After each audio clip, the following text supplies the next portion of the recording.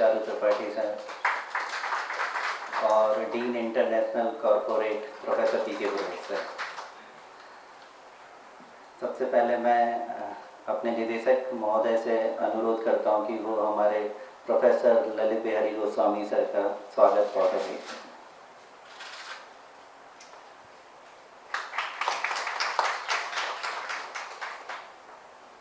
धन्यवाद सर। अब मैं प्रोफेसर पी के पुरोहित सर से अनुरोध करता हूं कि औपचारिक परिचय के लिए आज के हमारे जो विशेष वक्ता हैं आदरणीय प्रोफेसर ललित बिहारी गोस्वामी का उनका परिचय चाहते हैं। आप सभी को नमस्कार।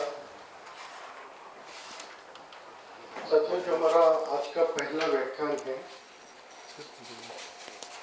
प्रोफेसर ललित बिहारी गोस्वामी सर का है। वह भारतीय ज्ञान परंपरा में दर्शन और भक्ति।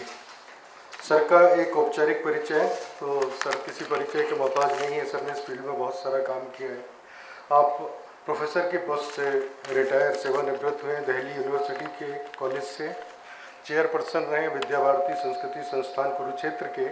इसके पहले सर फॉर्मर प्रेसिडेंट रहे बहुत सारे ट्रस्ट हैं। सुरुचि प्रकाशन ट्रस्ट है। All India general secretary Vidya Bharati के सर रहे हैं। बहुत सारी किताबों का सर ने लेखन किया है, उनका संपादन किया है और एडिटर विद्या भारती प्रकाशन की जो बुक्स निकलती हैं उसमें सर का बहुत बड़ा कंट्रीब्यूशन है। अलग अलग जगह बहुत सारे शोध पत्रों का सर ने प्रस्तुतिकरण किया है। भारत सरकार के प्रतिनिधि मंडल में आप फिजी हिंदी सम्मेलन में गए, Abu Dhabi international book fair में सर का कंट्रीब्यूशन रहा है। और मैं बहुत ही आदर और सम्मान के साथ ज़्यादा समय न लेते हुए सर को आमंत्रित करता हूँ। Professor Goswami sir. परम सम्मान्य है श्री त्रिपाठी जी, यहाँ के निदेशक प्रोफेसर पुरोहित और सभी बंधु बहनों,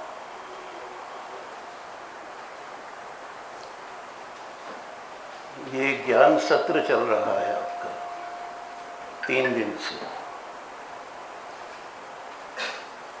और इस तरह के ज्ञान सत्रों की परिकल्पना भारत में बहुत पुरानी है। इसकी पूरी परंपरा रही है। एकदा नैमिषारण्ये ऋषयः शौनकादयः, आप सुनते आए होंगे। एक बार नैमिषारण्य में शौनकादि ऋषि बैठे और सूत जी ने प्रश्न किए वगैरह वगैरह। ये जो जीवन की भागदौड़ है, इससे कुछ समय निकाल के हम बैठते हैं और अपने भीतर देखते हैं। ये परंपरा सभी में है, क्रिश्चियंस में भी है। वो बैठते हैं, उसको रिट्रीट कहते हैं। मिशन का सारा काम छोड़कर अपने भीतर देखना, अपने बारे में जानना। चातुर्मास चल रहा है, जैनी लोग चातुर्मास करते हैं, बौद्ध लोग भी ऐसे ही बैठते हैं, विपश्यना कहते हैं वो लोग। तो ये परंपरा भारत में बड़ी पुरानी है और इसी तरह का ज्ञान सत्र यहाँ आयोजित हो रहा है। इसीलिए आयोजक डॉक्टर त्रिपाठी, प्रोफेसर त्रिपाठी और पुरोहित जी दोनों ही धन्यवाद के पात्र हैं। और कल तो हम शुभ सूचना सुन ही चुके हैं कि इनके प्रयासों से सभी IIT और IIMs को छोड़कर ये संस्थान नंबर 1 बना है। ये जितने ज्ञान सत्र हैं, इनकी 2 विशेषताएं हमारे ध्यान में आती हैं। पहली तो है कि इसका प्रारंभ प्रश्न से होता है। शौनकादि ऋषियों ने पूछा, सूत जी ने उत्तर दिया। राम कथा, रामचरितमानस आप सब पढ़ते हैं, वहाँ भी प्रश्न है। सभी उपनिषदों में प्रश्न है। कल जिक्र आया प्रश्नोपनिषद का, उसमें तो 6 प्रश्न है और 6 प्रश्नों के उत्तर दिए हैं। ज्ञान जिज्ञासु को देना, इसके पीछे ये भाव है। जिस किसको भी पकड़ करके बैठा लो और आप ज्ञान देना शुरू करोगे तो उसका कोई अर्थ नहीं होता। दूसरा, प्रश्नों का स्वागत किया जाता है। जितनी भी कथाएं आप पढ़ते हैं, ग्रंथ पढ़ते हैं, उसमें एक बात आती है, प्रश्न पूछा तो उत्तर मिलता है, आपने बहुत सुंदर प्रश्न किया। लेकिन साथ साथ एक बात और भी कहते हैं, हालांकि आप सब जानते हैं, फिर भी ये आपका प्रश्न लोकहित के लिए है। जिनको नहीं मालूम उनके ज्ञान के लिए। तो ज्ञान केवल एक व्यक्ति के लिए नहीं है, ज्ञान पूरे समाज के लिए है, सर्वहित के लिए है। ये दो बातें उसमें से निकलती हैं। तीसरी एक और बात निकलती है कि जो ज्ञान मैं दे रहा हूँ, जो बातें आपको बता रहा हूँ, वो पहली बार इस दुनिया में हो रहा है ऐसा नहीं है। कल भी ये बात आई, ये ज्ञान तो बहुत पुराना है, फलाने ने फलाने को दिया, फलाने फला को दिया। कल जैसे बात आई, कृष्ण ने कहा कि मैंने सृष्टि के प्रारंभ में सूर्य को दिया था, इत्यादि। हमारे यहाँ जो आदि ग्रंथ हैं वो वेद माने जाते हैं। वेद ऋषियों ने लिखे क्या, ये प्रश्न उठेगा। तो मान्यता ये है कि नहीं, लिखा नहीं उन्होंने मंत्रों का साक्षात्कार किया है। ऋषि की परिभाषा है ऋषयो मंत्र द्रष्टारः, जिन्होंने मंत्रों को देखा, जिन्होंने मंत्रों का साक्षात्कार किया, वो ऋषि हो गए। और यहीं से भारतीय दर्शन शुरू हो जाता है। भारत का दर्शन और पाश्चात्य दर्शन दोनों में अंतर यही है। पश्चिम कहता है इसको फिलोसफी, फिलोसोफिया, ज्ञान के प्रति अनुराग, ज्ञान प्राप्त करना। और भारत कहता है कि हम साक्षात्कार के द्वारा उस सत्य को देखते हैं, अपनी आंखों से देखते हैं। कभी कभी कबीर ने लिखा भी है ना, तू कहता कागज की लेखी, मैं कहता आँखिन की देखी। मैं जो अनुभव करता हूं, जो देखता हूं, वो कहता हूं। तो हमारी ये जो परंपरा बनी वो वेद से बनी, और वेद को छोड़कर हम चलते नहीं हैं। लेकिन फिर भी ये ध्यान रहे कि परंपरा का अर्थ प्राचीन नहीं। परंपरा का अर्थ है जो कुछ पुराना है उसमें नित्य निरंतर जुड़ते चला जाए, पीढ़ी दर पीढ़ी जुड़ते चला जाए। अगर ऐसा होगा तो परंपरा नहीं बनेगी, अगर ऐसा नहीं होगा तो। कल जैसे बात आई कि शिष्य और गुरु ये दोनों मिलकर के चर्चा करते हैं। गुरु कहता है मैं आपको ज्ञान दे रहा हूं, ऐसा नहीं है। सहना भवतु सहनौ भुनक्तु इत्यादि इत्यादि जो बातें आती हैं वो है। तो परंपरा प्राचीन नहीं है। एक जगह तो महाकवि कालिदास ने लिखा है, पुराण मित्येव न साधु सर्वम। पुराना है इसलिए सब अच्छा है, ऐसा नहीं होता है। कल जैसे बात टिप्पणी की थी हमारे एक साथी ने कि जो नया जुड़ता चला जाए पुराने में, जो कालबाह्य हो गया उसको छोड़ करके नया जो जुड़ता चला जाए वो उसमें होता है। और नए के प्रति मुझे लगता है कि भारतीय संस्कृति में, भारतीय परंपरा में एक आग्रह रहा है। कोई भी परिभाषा आप लीजिए, सुंदरता की परिभाषा क्या है? तो भारतीय दर्शनकार तो सीधा सीधा कहता है क्षणे क्षणे नवतामुपैति तदेव रूपम रमणीयता। हर क्षण जो बढ़ता रहे, नवीनता को प्राप्त करता रहे, नवायमान होता रहे, वो सौंदर्य है। वह कौन बात जो अवही और अवही और अवही और, अभी कुछ है, फिर कुछ और हो गया, फिर कुछ और हो गया। यहाँ अगर साहित्य के विद्यार्थी होंगे तो घनानंद पढ़ा होगा, रावरे रूप की रीति अनूप, नयो नयो लागत जो जो निहारी। शंकराचार्य कहते हैं कृष्ण के बारे में, दिने दिने नवम नवम नमामि नंद संभवम। मैं उस कृष्ण को प्रणाम करता हूँ जो दिन दिन नया नया होता जाता है, सौंदर्य बढ़ता जाता है। अगर सुंदर नहीं है तो राम क्या और कृष्ण क्या? रामचरितमानस तो सभी पढ़ते हैं। तुलसी को जहाँ मौका मिलता है वहाँ वो राम के सौंदर्य का अंकन करने बैठ जाती है। राम ऐसे है, राम ऐसे है, राम ऐसे है, राम ऐसे है। और ये सौंदर्य केवल बाह्य नहीं है, वो सौंदर्य आंतरिक भी है। महर्षि वाल्मीकि पूछते हैं कि मैं अपना काव्य लिखना चाहता हूँ, उसका नायक कौन हो, उसमें ये अगर आप वाल्मीकि रामायण उठाएंगे तो 1.5-2 पृष्ठों तक तो वो यही पूछते हैं कि ये सारे गुण जिसमें है ऐसे किसका मैं वर्णन करना चाहता हूँ। और उत्तर मिलता है कि ऐसे तो आज राम है, आप राम के बारे में लिखिए। ऐसा मानते हैं कि वाल्मीकि राम के समकालीन थे। और यही बात हमारे यहाँ प्रज्ञा के बारे में है। प्रज्ञा नव नवोन्मेषशालिनी प्रतिभा मता। प्रतिभा क्या है?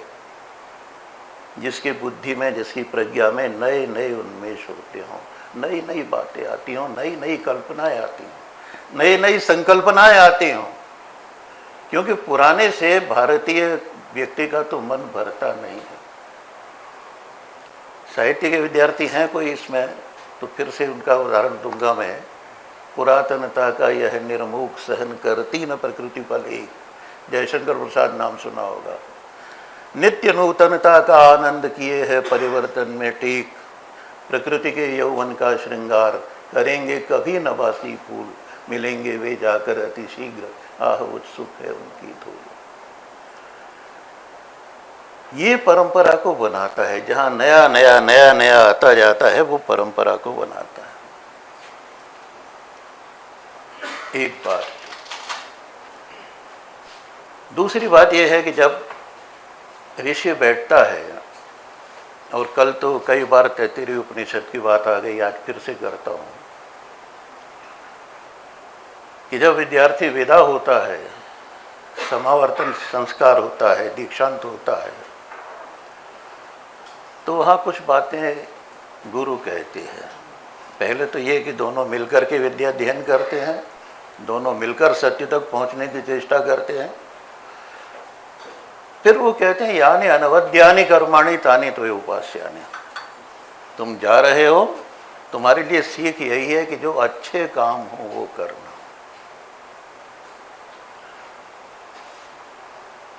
उसके बाद कहते हैं कि जितने हमारे भीतर कोई बुराई हो, उस बुराई को यहीं छोड़कर जाना, उसे लेकर मत जाना। यानी अस्माकं सुचरितानि तानि तो उपास्यानि नो इतराणि। हमारे जितने अच्छे चरित्र हैं, अच्छी बातें हैं, अच्छे गुण हैं, उनको आप लेकर के जाइए। नो इतराणि माने दूसरे नहीं, हमारे अंदर दोष भी होंगे।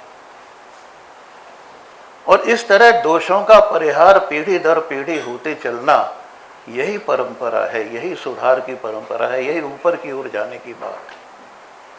तो यानी अनवद्यानि कर्माणि, और यानी मेरे अस्माकं सुचरितानि, उनको आप ध्यान में दीजिए और बाकियों के ध्यान में मत दीजिए। और फिर एक बात और भी कहते हैं, आप सब तो अध्यापक हैं, यहाँ से जाओ आप तो स्वाध्याय करना कभी मत भूलना। स्वाध्यायन मा प्रमद। आप गणित पढ़ाते हो, गणित की पुस्तक पढ़िए, कुछ भी पढ़ाते हो, लेकिन जो अच्छी पुस्तकें हैं जीवन के लिए, अच्छे मूल्य जिसमें हो, ऐसी पुस्तकों को आप पढ़िए, स्वाध्याय कीजिए। स्वाध्याय करने में आप लापरवाही मत कीजिए, प्रमाद मत कीजिए। हम क्या करते हैं कि अच्छी पुस्तक है तो धार्मिक है, गीता रामायण, उसको हमने रखा कपड़े में लाल में और पूजा घर में रख दिया।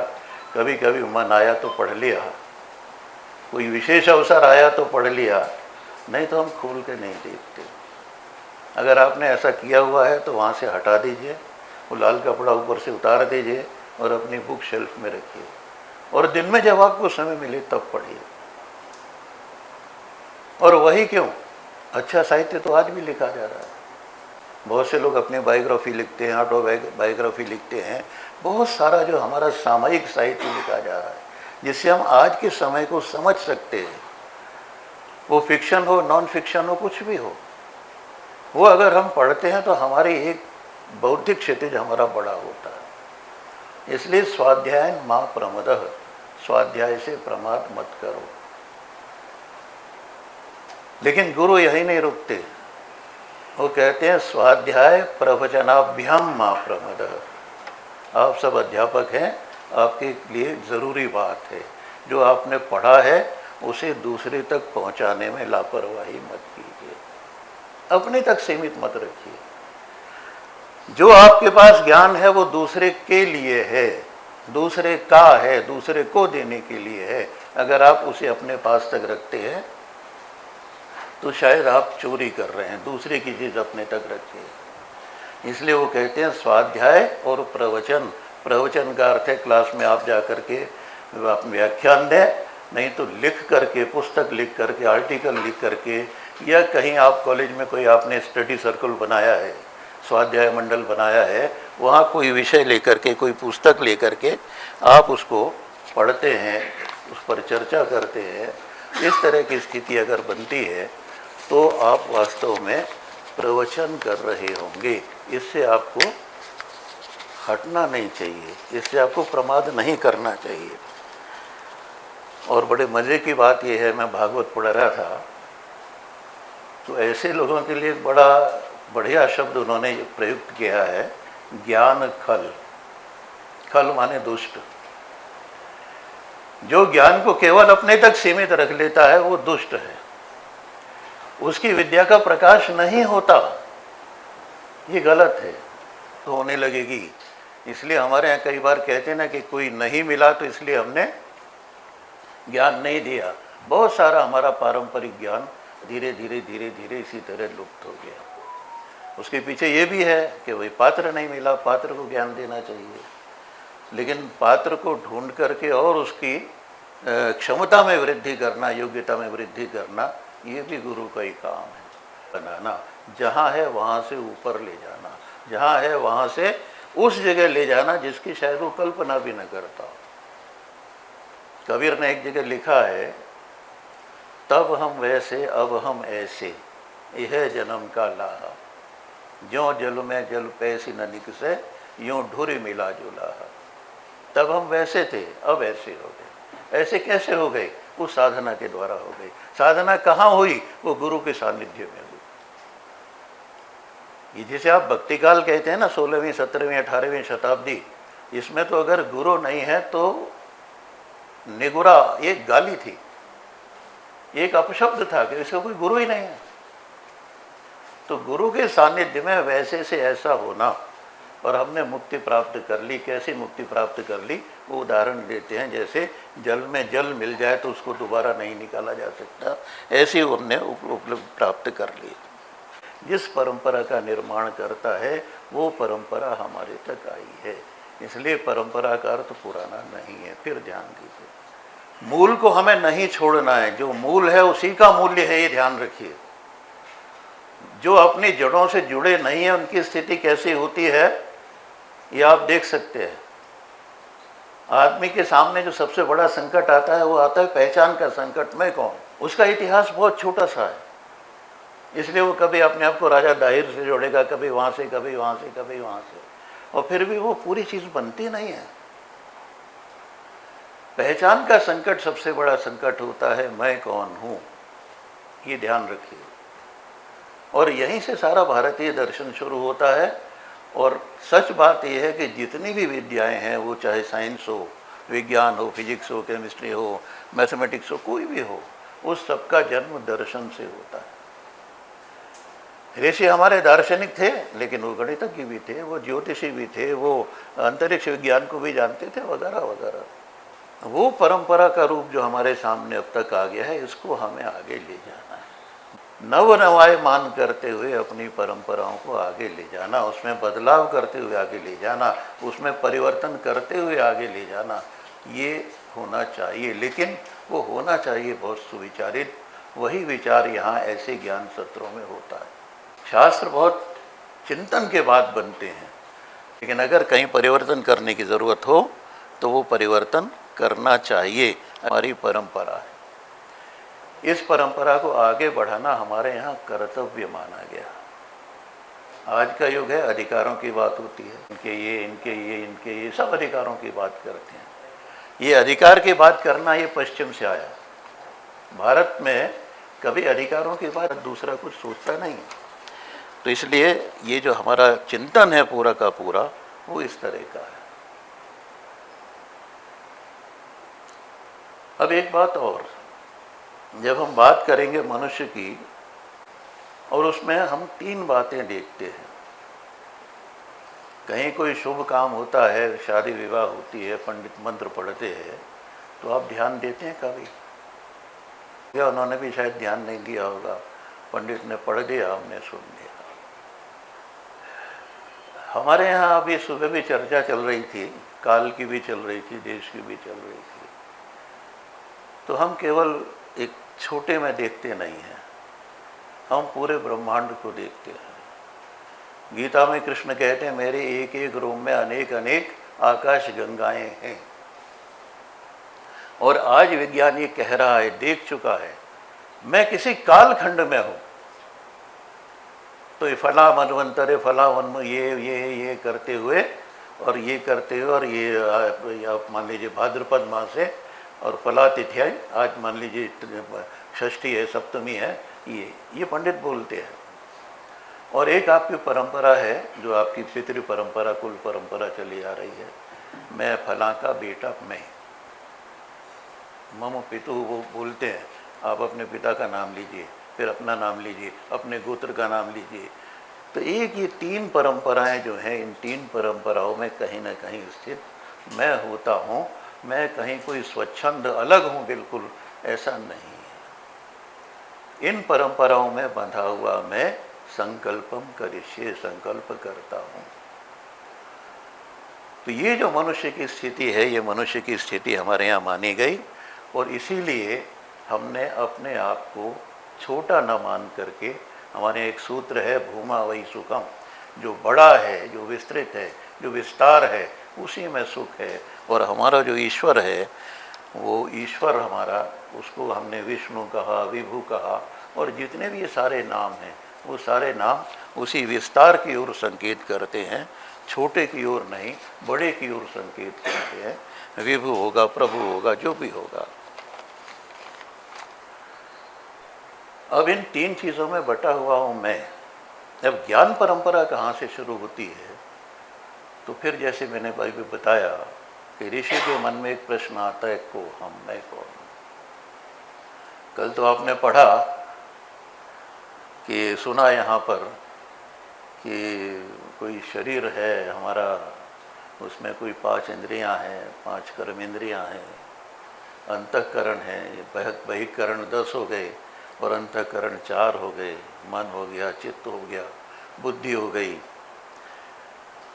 तो ये जो हमारे 14 कुल मिलाकर के ये तत्व हैं, बहिकरण, अंतःकरण, चारों में 14 मिलाकर के, तो क्या मैं यही हूँ, केवल यहीं तक सीमित हूँ? ये प्रश्न उठा मन में, ऋषि के मन में उठा और उसने कहा मैं कौन हूँ। अपने को जानने की उत्कंठा होती है और वो समाधि लगा करके बैठता है और समाधि में भीतर उतरता है, तो उसके ध्यान में क्या आता है, जो कल अपना पढ़ा उससे थोड़ा सा आगे जाके, मनोबुद्धि अहंकार चित्तानि नाहम, न मन हूँ, न बुद्धि हूँ, न अहंकार हूँ, न चित्त हूँ। ये शंकराचार्य का है। मैंने कहा ना, थोड़ा सा दर्शन की तरफ आपको ले जाना है। थोड़ा सा कठिन विषय होता है, कठिन नहीं होता, कठिन लगने वाला होता है। तो कहते हैं न मैं मन हूँ, न बुद्धि हूँ, न कान हूँ, न जिह्वा हूँ, जितनी हमारी ज्ञानेंद्रियाँ हैं वो भी नहीं हूँ, हमारा जितनी कर्मेंद्रियाँ हैं वो भी नहीं हूँ मैं, आकाश नहीं हूँ, धरती नहीं हूँ, अग्नि नहीं हूँ, वायु नहीं हूँ, पंचवायु नहीं हूँ, वाणी नहीं हूँ, हाथ पैर नहीं हूँ, घृणा, आसक्ति, राग, द्वेष, ये सब शंकराचार्य लिखते चले जाते हैं। ये भी नहीं हूँ, ये भी नहीं हूँ, ये भी नहीं हूँ, ये भी नहीं हूँ, ये संस्कृत में शैली है। और फिर मैं हूँ क्या? इस बात को भी बार बार कहते जाते हैं वो कि मैं शिवोहम शिवोहम, मैं शिव हूँ, शिव हूँ, शिव हूँ। इस बात को बार बार वो कहते चले जाते हैं। मैं शुद्ध चेतना हूँ, चिदानंद रूप शिवोहम शिवोहम। आपने पढ़ा है ये? किसी ने पढ़ा है? खैर, जो मेरा व्यक्ति का वास्तविक स्वरूप भारतीय दर्शन में माना गया वो ये है, चिदानंद रूप शिवोहम शिवोहम।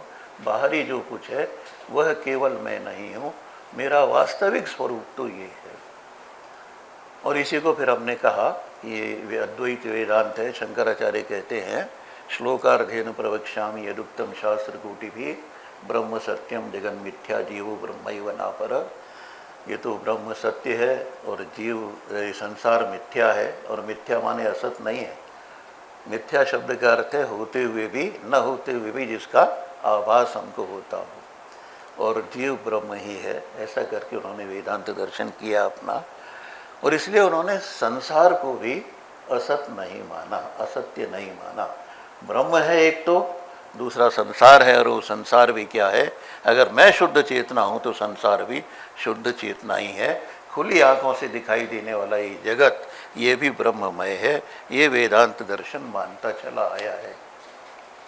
वेदांत दर्शन माने शंकराचार्य को अगर आप पढ़ेंगे तो उनकी कई पुस्तकें हैं, उसमें एक है विवेक चूड़ामणि।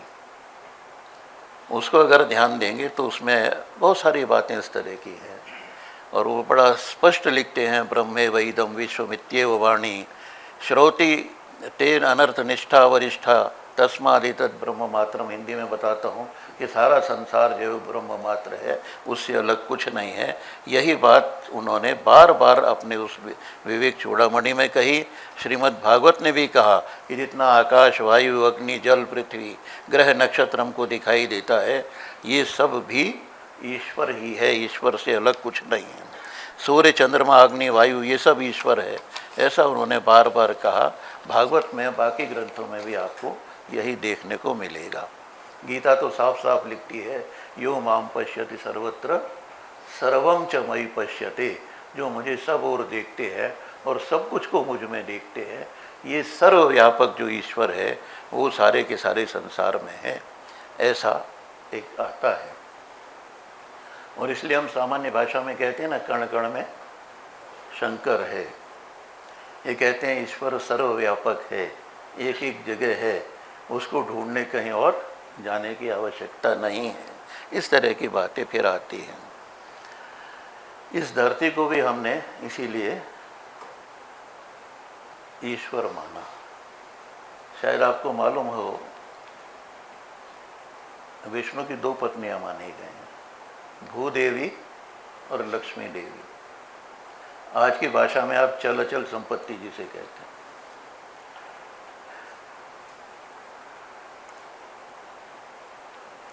लक्ष्मी तो चंचला मानी गई, चल संपत्ति है, पृथ्वी को, भूदेवी को।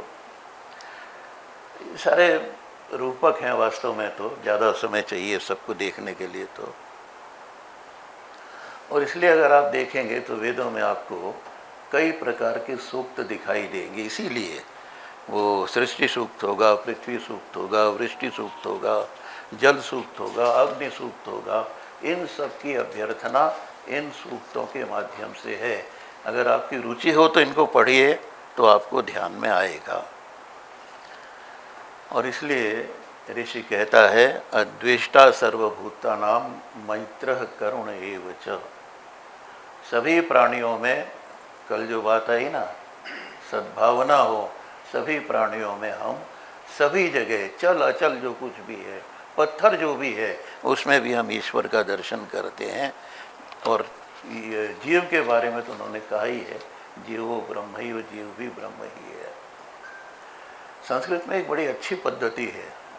शंकराचार्य ने कहा कि आधे श्लोक में बता देता हूँ ब्रह्म क्या है, जगत क्या है और जीव क्या है।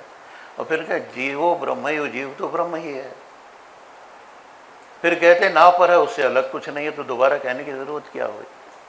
दोबारा कहने की ज़रूरत हुई कि इस बात पर वो बल देना चाहते हैं कि ध्यान दो इस बात पर। और इसलिए हमने एक एक व्यक्ति में उस ईश्वर का दर्शन किया। ये हम कुल मिलाकर के इसको कहते हैं अद्वैत। और अद्वैत वेदांत जो है, ये आपको मालूम होगा शायद भारत ही नहीं, पूरे विश्व के आकर्षण का केंद्र बना। बाहर के जितने दार्शनिक हैं उन्होंने इसको पढ़ा, देखा, समझा और इसकी ओर आकर्षित हुए।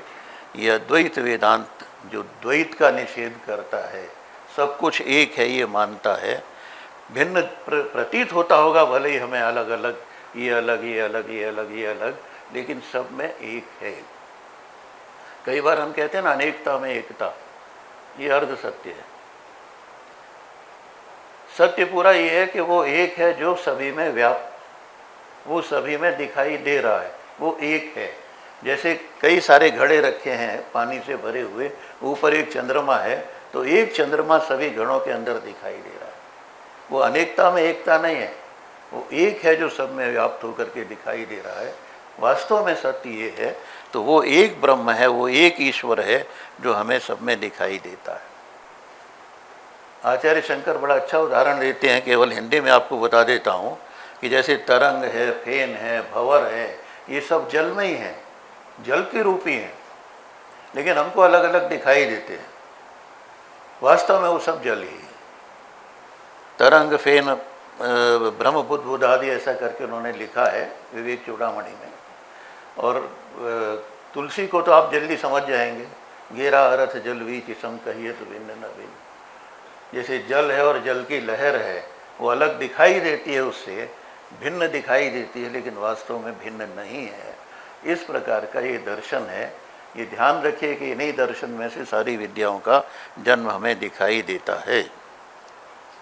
और फिर बहुत सारे मंत्र हैं शंकर के और संस्कृत में कि मैं स्वयं ही ब्रह्मा हूँ, स्वयं ही विष्णु हूँ, ये हूँ वो हूँ। हम अपने आप को छोटा समझने की जो गलती कर बैठते हैं, ये गलती हमें नहीं करनी चाहिए। हमारे अंदर अपार ईश्वरत्व है, उस ईश्वरत्व का अनुभव अगर हम करेंगे तो ये हम अपने आप को आगे ले जा पाएंगे, आगे बढ़ पाएंगे, ये है। अब इस समय से ये निकला कि जब सब में एक ही कृष्ण है, एक मैं ही हूँ, एक ही ब्रह्म है, तो अयम निजः परो वेति, ये मैं और मेरा है, ये तू और तेरा है, इसका तो अर्थ ही नहीं उठता। फिर संसार में लड़ाई काहे बात की है? मैं और मेरा, तू और तेरा, इसके अलावा तो कोई नहीं। दो भाइयों में झगड़ा हो रहा है, क्यों हो रहा है? बाकी जगह सारे झगड़े किस बात के हैं? तुलसी ने तो कहा मैं और मोर तोड़ते हैं माया। माया क्या है? मैं और मेरा, तू और तेरा, यही तो माया है। वास्तव में कहीं कुछ किसी का नहीं है, सब सबका है। इस प्रकार की स्थिति होती है तो ये दृष्टि भेद की कल्पना वहाँ नहीं होती। जो संपूर्ण प्राणियों में एक उस परमात्मा को देखता है, वो उपनिषद की स्पष्ट घोषणा इस प्रकार की है। एक बार शंकराचार्य जा रहे थे, थोड़ा सा उदाहरण दे के बताता हूँ, तो सामने से एक चांडाल आ गया। तो शंकराचार्य ने कहा, अरे हटो बचो, मैं आ रहा हूँ। चांडाल सामने खड़ा हो गया और उसने कहा कि तुम हटो बचो किसे कह रहे हो?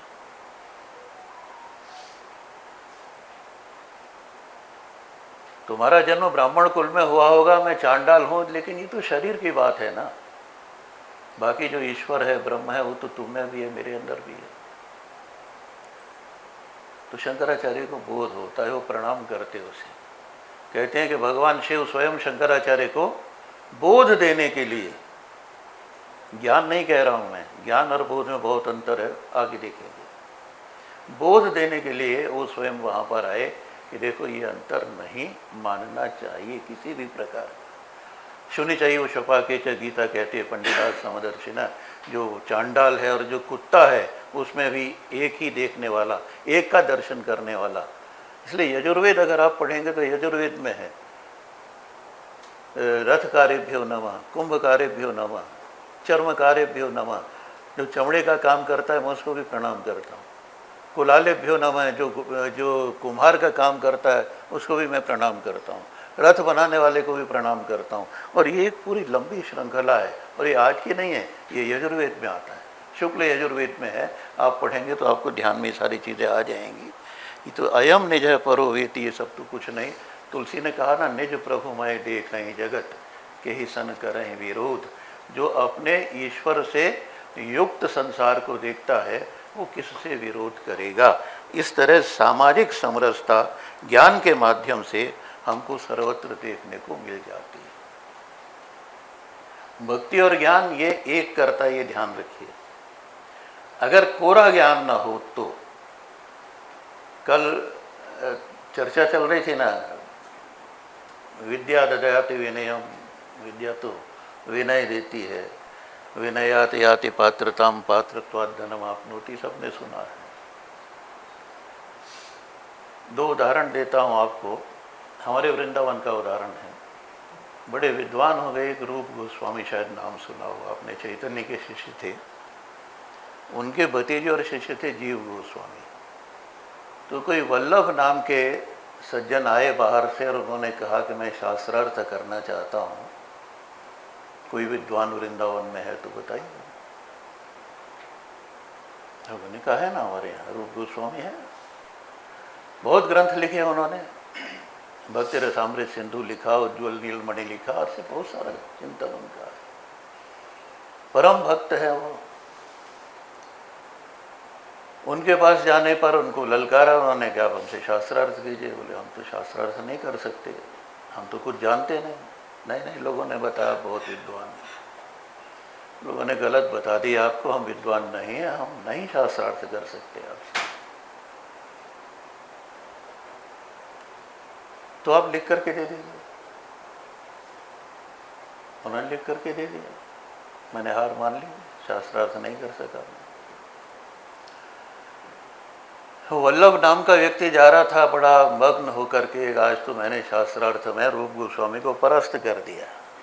जीव गोस्वामी आ रहे थे, उन्होंने गुरु का नाम कान में पड़ा तो तुरंत उसको रोका, रुको रुको, क्या बात हुई? बोले ऐसे ऐसे उनको परास्त करके आ रहा हूँ, ये देखो लिखा हुआ प्रमाण है मेरे पास। रूप गोस्वामी ने कहा प्रमाण है तो आप मेरे साथ बैठ के शास्त्रार्थ करो, तो मेरे गुरु हैं, मैं तो उनका शिष्य हूँ। शास्त्रार्थ में उन्होंने पराजित किया वल्लभ को। क्या करूं? बोले कागज हमको दीजिए वापस। और कागज लेके गुरु के सामने ऐसे फेंक दिया। क्या आप कुछ भी किसी को लिख के देते? आप तो इतने बड़े विद्वान हैं। कथा ऐसे आती है कि रूप गोस्वामी ने क्षण भर देखा और बोले रूप, इतना अहंकार लेकर के तुम भक्ति की भूमि वृंदावन में रह रहे हो, यहाँ रहने योग्य नहीं हो। जाओ यहाँ से गोवर्धन की तलहटी में 12 वर्ष तपस्या करो, उसके बाद लौट करके आना, फिर देखूंगा तुम यहाँ रहने लायक हो कि नहीं हो। ज्ञान अहंकार देता है ये ठीक है, लेकिन विद्या भी नहीं देती है। ज्ञान और विद्या दोनों में अंतर है, और विद्या और बोध में भी अंतर है। ऐसे ही कथा उपनिषद में आती है, उद्दालक आरुणि, उनका बेटा श्वेत केतु। श्वेत केतु जब अपने गुरुकुल से पढ़ करके आता है तो घर के बाहर उसके पिता देखते हैं कैसे चल करके आ रहा है, उसके चाल में अकड़ है, सिर उठा हुआ है, गर्भोन्नति है, वो सब। बेटा पढ़ा है, ज्ञान प्राप्त किया, विद्या प्राप्त की? बोले हाँ जी करके आया, बिल्कुल सब कुछ पढ़ के आया हूँ। बोले नहीं, अभी तुमने सब कुछ नहीं पढ़ा, फिर से जाओ। कुछ समय बाद फिर आते हैं, फिर देखा कि पहले से तो सुधार है, लेकिन अभी अकड़ थोड़ी सी बाकी है। उन्होंने फिर पूछा विद्या पूरी हो गई? बोले हाँ जी हो गई। नहीं अभी नहीं हुई पूरी, फिर से जाओ। तीसरी बार जब बिल्कुल शिथिल से सिर झुका हुआ, बिल्कुल विनय का प्रतिमूर्ति उन्होंने देखा श्वेत केतु को, उन्होंने पूछा अब हो गई? बोले हाँ हो गई। बोले अब हो गई तुम्हारी। विद्या ददाति विनयम, विनय से ही पात्रता आती है। अगर ऐसा नहीं होगा तो नहीं होगा। और विनय ही ज्ञान का कारण भी होता है। कथा से बात जरा जल्दी समझ में आती घटना से। एक कॉलेज में संस्कृत पढ़ाते थे, संस्कृत विद्यालय में थोड़ा ज़्यादा भी चल जाता है रिटायरमेंट की आयु, तो बूढ़े हो गए। तो फिर उन्होंने कहा मैनेजमेंट ने कि अब आप छुट्टी कीजिए, आपकी जगह दूसरे आचार्य आ गए वहाँ। अब दूसरे आचार्य ने एक विषय पढ़ाया क्लास में और उन्होंने पूछा समझ में आ गया? बच्चों ने कहा समझ में आ गया। लेकिन आचार्य को संतोष नहीं हुआ। दूसरे दिन उन्होंने फिर वही विषय पढ़ाया, समझ में आ गया? फिर भी संतोष नहीं हुआ। तीसरे दिन फिर वही विषय, उत्तर फिर वही आ गया। तीसरे दिन उन्होंने अपनी पुस्तकें उठाई और वो पुराने आचार्य के पास गए, बूढ़े के पास, और जाकर के उन्होंने कहा कि मैं आपके पास कुछ सीखने के लिए आया हूँ। स्वागत किया उन्होंने, बताओ क्या विषय क्या है। 5-6 घंटे लगा करके वो विषय उन्होंने फिर से सीखा। और सीखने के बाद जब चौथे दिन क्लास में पढ़ाया और फिर उन्होंने पूछा विद्यार्थियों से समझ में आ गया? तो विद्यार्थियों ने कहा हाँ समझ में आ गया। आचार्य बोले हाँ आज तुम्हारी समझ में आ गया। अरे 3 दिन तक तो मैं ही नहीं समझा था, मैं तुम्हें पढ़ा रहा था, तो तुम्हारी समझ में कहाँ से आता? मैं कल गया आचार्य के पास, मैंने विषय को पूरा हृदयंगम किया। हम सब आचार्य, हम क्लास में जाते हैं, पढ़ाते हैं, पढ़ाने के बाद हमको तृप्ति हुई कि नहीं हुई, सवाल ये है। विद्यार्थी समझ में तो आ ही जाएगा जो भी आएगा।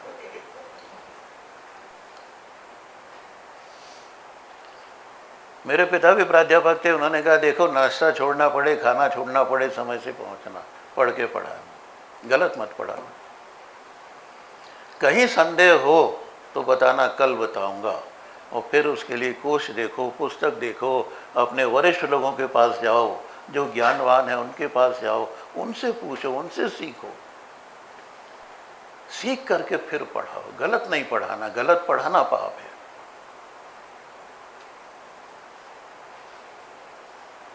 विवेकानंद जी की बात आई ना, कल उत्तिष्ठत जागृत प्राप्य वरान्य बोधत, उठो जागो। और विवेकानंद जी के चित्र के साथ लिखा रहता है कि वो तब तक चलते रहो जब तक लक्ष्य नहीं मिल जाए। वो अर्थ नहीं है उसका।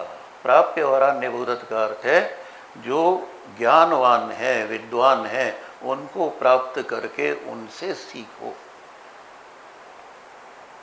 सबको सब कुछ आता है, इस बात को हम भूल जाएं। मुझे सब कुछ आता है, इस बात को हम भूल जाएं। इसको तो बिल्कुल नकारना है। अभी सुबह चर्चा हो रही थी ना, कभी तो विवेक एक नहीं मोरे, सत्य कहूं लिखी कागज कोरे, तुलसी कहते हैं। ये विनम्रता जब होगी तभी हम सीख पाएंगे, नहीं तो नहीं सीख पाएंगे। इसलिए प्राप्य वरान्य बोधत। लेकिन मन में आप शंका लेकर नहीं जाइए, मन में जिज्ञासा लेकर के जाइए। गीता कहती है तम विद्धि प्रणिपातेन परिप्रश्नेन सेवया। उसे आप जानिए, लेकिन कैसे? प्रणिपात माने विनम्रता पूर्वक, समर्पण भाव से जाना। मन में संदेह लेकर के जाएंगे, जिससे सीखना है उस पर विश्वास नहीं करेंगे तो आपको कभी नहीं आएगा।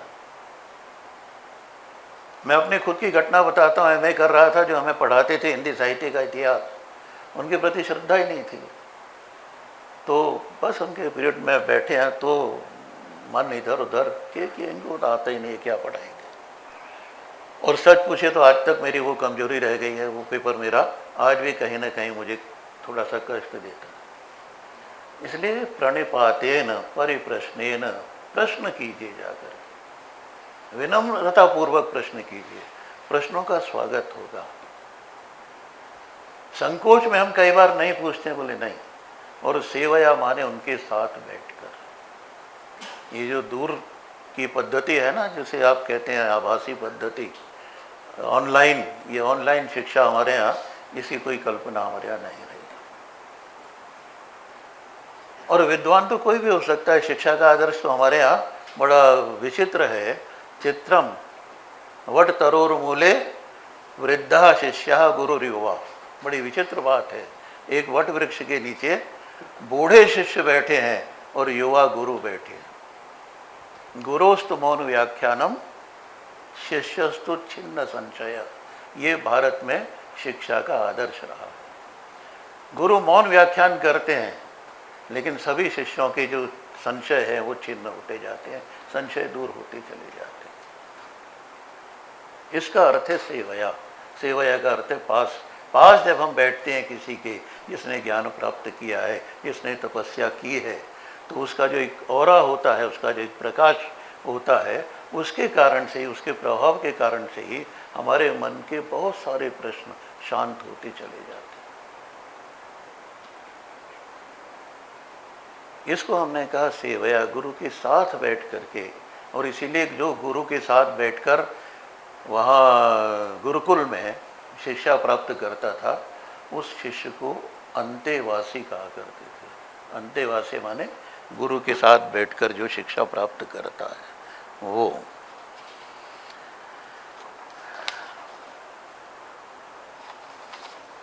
तो इतनी बात हमारे ध्यान में अगर आई है तो इसके आगे हम फिर थोड़ा और चलेंगे। एक बात तो ध्यान रखिए कि भारतीय चिंतन परंपरा पूरी की पूरी, ज्ञान परंपरा पूरी की पूरी व्यक्ति को बहुत महत्व देती है। समाज को देती है, लेकिन व्यक्ति को समाज के एक घटक के रूप में मानती है। समाज की सबसे छोटी इकाई क्या है? अगर आपसे ये प्रश्न किया जाए तो पश्चिम कहेगा व्यक्ति, और इसलिए व्यक्ति के सुख की बात करता है।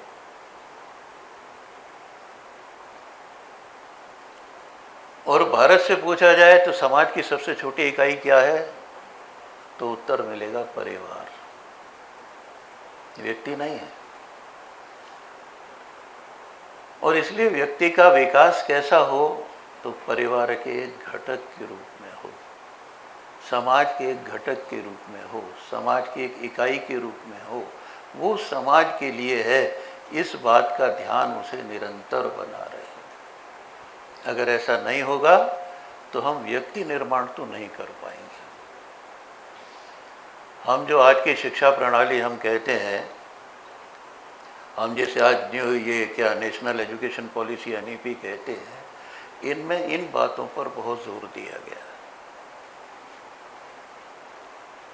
अगर सारे ब्रह्मांड की एक इकाई व्यक्ति है, उसमें वही गुण है जो ईश्वर की गुण है, ईश्वर अंश जीव अविनाशी। अगर हिंदी में ध्यान आता है आपको तुलसी को, चेतन अमल सहज सुख राशि, जो गुणी के गुण है वही गुण उसके भी हैं, व्यक्ति के भी हैं, मनुष्य के भी हैं। तो ऐसा अगर है तो ऐसा बनने के लिए हमें और क्या क्या करना, क्या क्या सोचना चाहिए, ये हमारे ध्यान में आना है। और इसलिए जब बात चलती है विचार परंपरा की, तो उन्होंने कहा कि जीवन में हमारे 4 पुरुषार्थ होने। व्यक्ति को 4 चीज़ें करनी। 4 पुरुषार्थ माने पुरुष के लिए जो करना। पुरुष के लिए करना माने ये पुरुष स्त्री दोनों के लिए। और वो क्या है?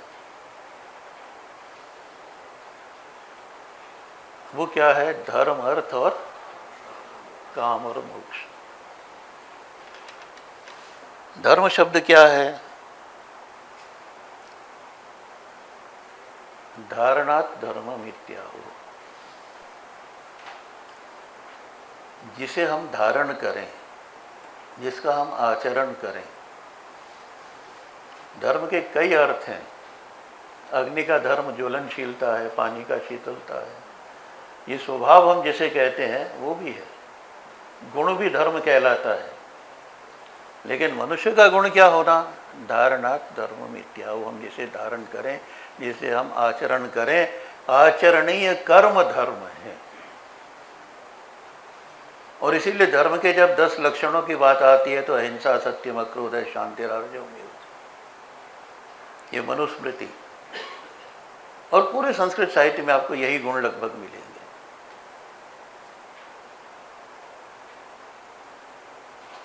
अर्थ का अर्थ है पैसा कमाना। कैसे कमाना? इसके लिए एक बड़ा पुराना श्लोक है। कल एक श्लोक बोला गया था ईशावास्य का, ईशावास्यमिदं सर्वं यत्किञ्चित् जगत्याम जगत तेन त्यक्तेन भुञ्जीथा मां हृदय कस्य सिद्धनम्। ये भारतीय दर्शन है। सारी संसार, सारी सृष्टि ईश्वर से समन्वित है। इसलिए त्याग पूर्वक भोग करना। सारी जितने भी गांधी जी कहते थे ना कि सारी प्रकृति जो है किसी एक व्यक्ति के लालच को पूरा नहीं कर सकती, सबकी जरूरत को पूरा कर सकती है। तेन त्यक्तेन भुञ्जीथा। त्याग पूर्वक भोग करना केवल मेरे लिए नहीं है, दूसरे के लिए भी है। इसलिए उतना ही लेना जितना मेरे लिए आवश्यक। और अगला श्लोक और है इसमें, मातृवत परदारेषु परद्रव्येषु लोष्टवत आत्मवत सर्वभूतेषु यह पश्यति स पश्यति। पंडित कौन है? देखता कौन है? वास्तव में देखता कौन है? वास्तव में दृष्टि संपन्न कौन है? वास्तव में विजनरी कौन है? जो दूसरे स्त्री को माता के समान और दूसरे के धन को मिट्टी के ढेले के समान समझता है। ये आज की बात नहीं है, ईशावास्य उपनिषद की बात। तो अर्थ और काम, इन दोनों का आधार धर्म है। ये हमें ध्यान में रखना चाहिए। अधर्म से काम का संपादन होगा तो ठीक नहीं है। तो गीता में कृष्ण ने कहा है, जहि शत्रु महाबाहो काम रूपम दुरासदम। अगर अनियंत्रित है काम तो अर्जुन से कहते हैं, हे महाबाहो, इसको मार डालो, इसको खत्म करो। काम पर विजय करो, सांसारिक कामनाओं पर विजय प्राप्त करो, सांसारिक इच्छाओं पर विजय प्राप्त करो, धर्म पूर्वक उनका आचरण करना। और इसी प्रकार अर्थ के बारे में कहा। महाभारतकार व्यास जी लिखते हैं, बहुत अच्छी बात लिखते हैं। एक तो उससे पहले है कि बड़ा बढ़िया एक वो मिला कि जिस काम से और जिस धन से केवल अपने को सुख मिलता हो वो काम्य नहीं है, जिससे सबको सुख मिलता हो वो काम्य है। और महाभारतकार तो बड़ा स्पष्ट कहते हैं व्यास जी महाभारत में, ऊर्ध्वबाहु विरोम्येश, दोनों भुजाएं उठा उठा करके मैं कह रहा हूँ, ऊर्ध्वबाहु विरोम्येश न कच्चित् शृणोति में धर्मादर्थस्य कामश्च किमर्थम न सेव्यते। मैं दोनों हाथें उठाकर पुकार पुकार कर कह रहा हूँ, लेकिन कोई मेरी बात सुनता नहीं। ये स्थिति आज है केवल, ऐसा नहीं है, ये स्थिति बार बार आई है, मैंने कहा। और वो क्या है कि धर्म आधारित अर्थ और काम को आदमी क्यों सेव्य नहीं मानता, क्यों उसको वो नहीं करता, उससे तो ये दोनों सिद्ध होते हैं। माने धर्म से काम और अर्थ, इन दोनों की सिद्धि होती है। इसका सेवन कोई क्यों नहीं करता? मैं तो बार बार हाथ उठाकर, दोनों हाथ उठाकर कह रहा हूँ, लेकिन मेरी बात कोई सुनता नहीं। न कश्चित् शृणोमि। पहले सत्र में बात समाप्त की थी कि व्यास जी की कोई नहीं सुनता। मेरे भी सुन रहे हैं कि नहीं, आप सब सुन ही रहे होंगे। धर्म, अर्थ, काम और मोक्ष, ऐसी कल्पना शायद भारत देश के बाहर नहीं है, इसीलिए हम इसको भारतीय ज्ञान परंपरा कहते हैं। कभी कभी एक भ्रम हो जाता है कि भारत केवल आध्यात्मिक है। अध्यात्म प्रधान तो है, लेकिन भौतिकवाद की यहाँ उपेक्षा नहीं है कहीं भी। लेकिन हाँ, भौतिकवाद पर लगाम लगी रहे, काम और अर्थ ये दोनों धर्म के नियंत्रण में रहे, तो मोक्ष की ओर हम आगे बढ़ते हैं, मुक्ति की ओर जाते हैं। ये मुक्ति की कल्पना भी शायद बाहर नहीं है। तो धर्म, अर्थ और काम, इन तीनों पर बहुत विचार किया गया, लेकिन इसके बाद चौथा आता है मोक्ष, मुक्ति। और फिर से शंकराचार्य का आश्रय लेना पड़ेगा। ब्रह्मात्मैक्य बोधे न मोक्ष सिद्ध्यति नान्यथा।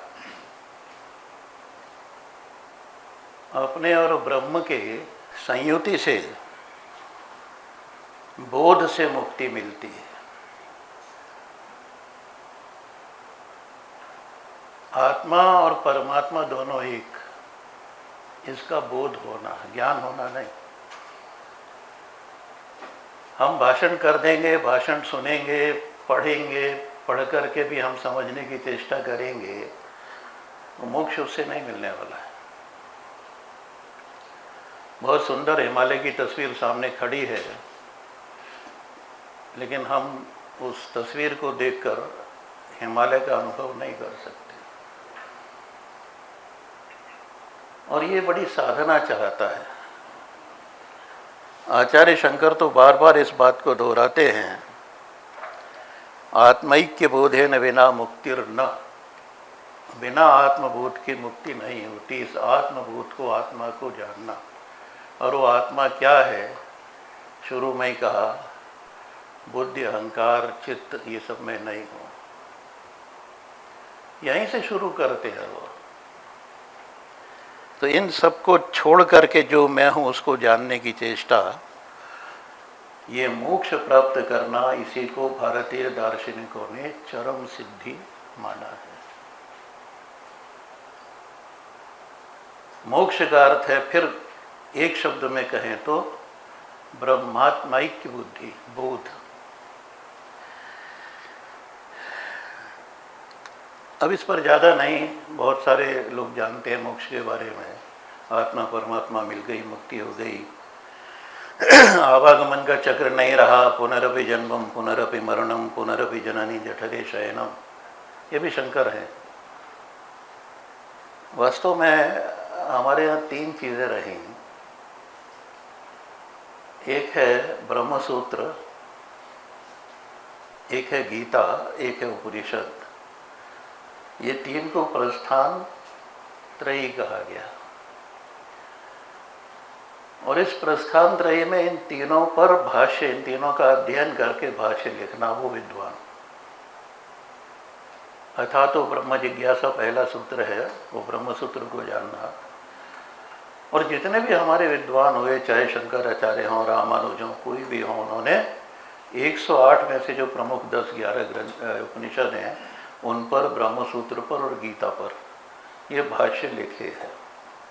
और गीता पर भाष्य लिखने की परंपरा तो अभी तक है। कितने लोगों के गीता भाष्य मिल जाएंगे? कोई गीता प्रेस गोरखपुर ने छापे हैं, महात्मा गांधी ने भी किया है, विनोबा ने भी किया है, तिलक ने भी किया है। और तिलक का जो भाष्य है वो कर्म को लेकर, कर्म को प्रधान, कर्म को केंद्र में रखकर बड़ा अद्भुत है। अगर आप पढ़ेंगे तो वास्तव में आप नाचने लगेंगे, मैं तो ये कहूँगा। ऐसा आपको आनंद होगा उसको पढ़ करके। तो ये मुक्ति की बात यहाँ तक आती है कि सबसे मुक्त हो जाना। और कल भी ये बात आ गई, सृष्टि की आ गई, समष्टि की आ गई, परमेष्टि की आ गई। और हम इन चतुर्थ पुरुषार्थों के आगे नहीं बढ़ते, ऐसा प्रायः सुनने में आता है। धर्म, अर्थ, काम और मोक्ष, बस मोक्ष मिल गया, सब कुछ मिल गया। लेकिन भारतीय चिंतन परंपरा है, प्रवाह है। अभी चर्चा चल रही थी भाई साहब से कि प्रवाह मेला नहीं होता। प्रवाह की आदत होती है कि वो अपने भीतर, नदी की आदत होती है, अपने भीतर जो विजातीय तत्व आ गया है उसे बाहर फेंक देती है। हम बात करते हैं गंगा यमुना को साफ करने की, नदियों को कोई ज़रूरत नहीं है साफ करने की, वो अपने आप साफ कर लेंगी, बस हम उनमें गंदगी डालना छोड़ देंगे। एक बारिश के बाद, 2 बारिश के बाद देखेंगे गंगा यमुना अपने आप ही निर्मल हो गई है। हमने अगर उसमें गंदगी डालना, नाले जो जा रहे हैं उसमें उसको डालना बंद कर दिया तो अपने आप साफ हो जाएगा। और इसी प्रकार से चिंतन प्रवाह में जितना भी कूड़ा करकट आता है, कभी कभी विजातीय तत्व आता है, वो अपने आप उसको निकाल के बाहर फेंकता है, उसकी धारा निर्मल होकर के बहती है। लेकिन धारा मोड़ तो लेती है। किसी भी नदी पर जाएंगे तो वहाँ घाट बने होते हैं। घाट पर जाके आप नदी का दर्शन कर सकते हैं, आचमन कर सकते हैं, स्नान कर सकते हैं, अवगाहन कर सकते हैं, जल ला सकते हैं। भीड़ में नहीं होता ऐसा। ये जो ज्ञान सत्र आपके चल रहे हैं, ज्ञान सत्र ऐसे घाट ही हैं जहाँ से आप इस अपने जल प्रवाह जो बह रहा है भारतीय चिंतन का, ज्ञान धारा का, इसमें से आप ये जल ले लेते हैं। नहीं तो सामान्यतः तो फिर वही रोज कॉलेज जाना, बच्चों को पढ़ाना, घर आना वगैरह वगैरह। और चिंतन में कहीं इति नहीं होती, बस अब इसके आगे नहीं। जहाँ केवल एक देवता, एक ग्रंथ है, वहाँ इति है, इसके आगे नहीं। ये हमारा धर्म ग्रंथ, इसमें कोई परिवर्तन नहीं होगा, इसके आगे कोई और धर्म ग्रंथ नहीं होगा। लेकिन भारतीय चिंतन ऐसा नहीं मानता और इसलिए निरंतर निरंतर ग्रंथ आते हैं। और इसलिए एक ग्रंथ सब जानते हैं, श्रीमद् भागवत। ये जब रचना हुई, इसका प्रचार हुआ। एक नाथ जी भागवत की कथा करते थे, बड़ा अच्छा प्रसंग है वो।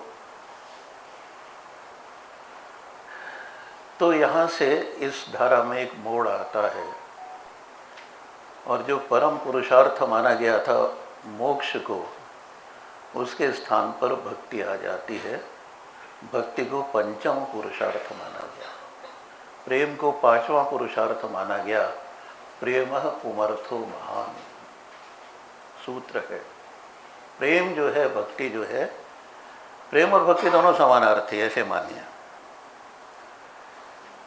पुराने भक्ति सूत्र मिलते हैं, अगर आपको ध्यान में आता हो, नारद भक्ति सूत्र और शांडिल्य भक्ति सूत्र, ये दो मिलते हैं, गीता प्रेस गोरखपुर ने छापे हैं, पढ़ सकते हैं आप।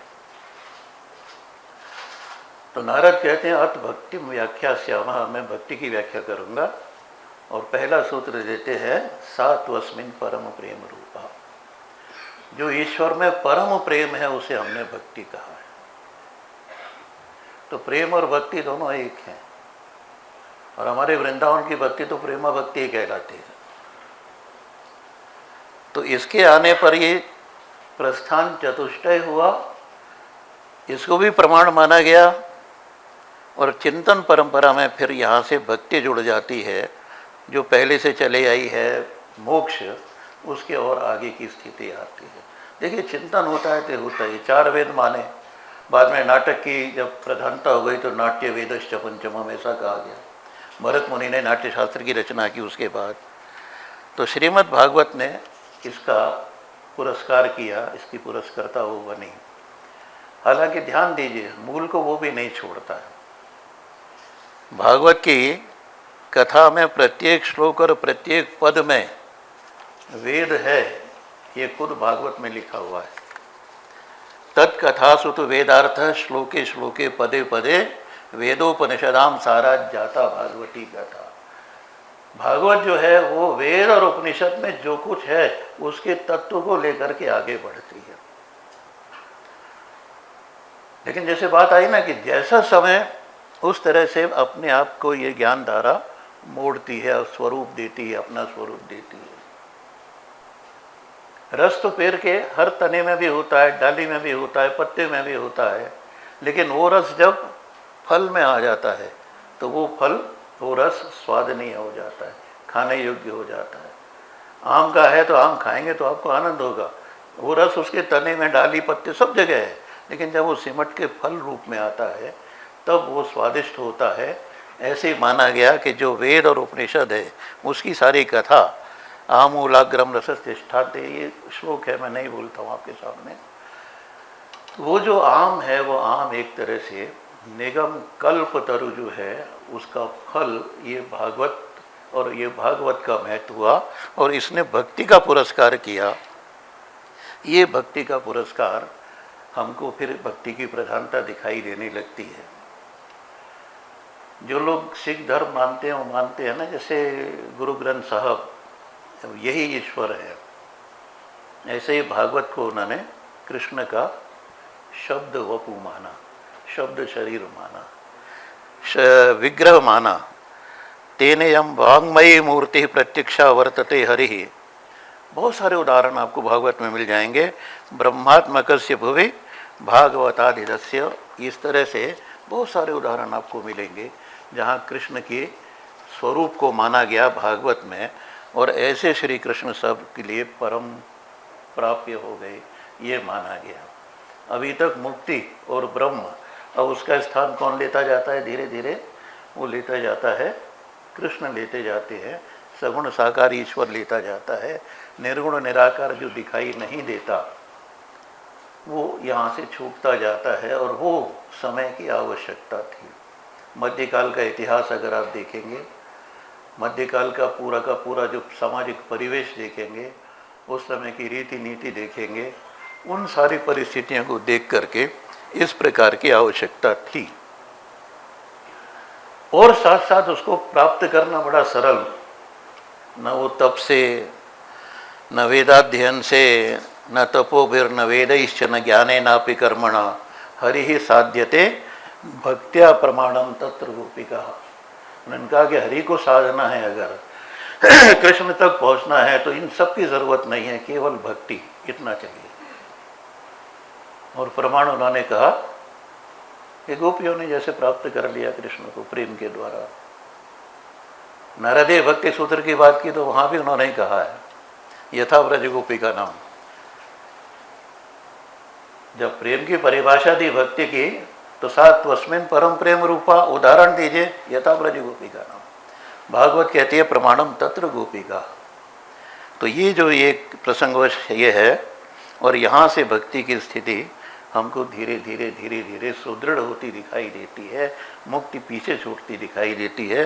तुलसी ने भी लिखा है, धर्म ते बीरत जोग ते ज्ञाना, ज्ञान मोक्ष प्रद वेग बखाना, जाते वेग द्रवों में भाई। ये राम कह रहे हैं, सो मम भगति परम सुखदाई, सो स्वतंत्र अवलंब न आना, ते अधीर ज्ञान अधीन ज्ञान विज्ञान।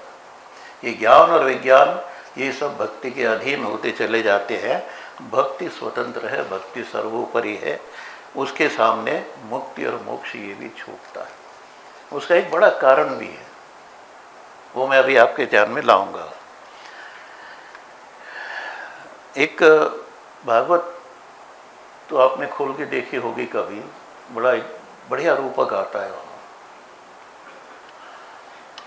एक तरुणी बैठी हुई है और उसके पास में दो बूढ़े लेटे हुए हैं, और नारद जी पहुँचते हैं और वो पूछते हैं कि हे देवी आप कौन हैं? तो अपना परिचय देती है, अहम भक्ति देती, मैं भक्ति हूँ। और ये दोनों कौन हैं?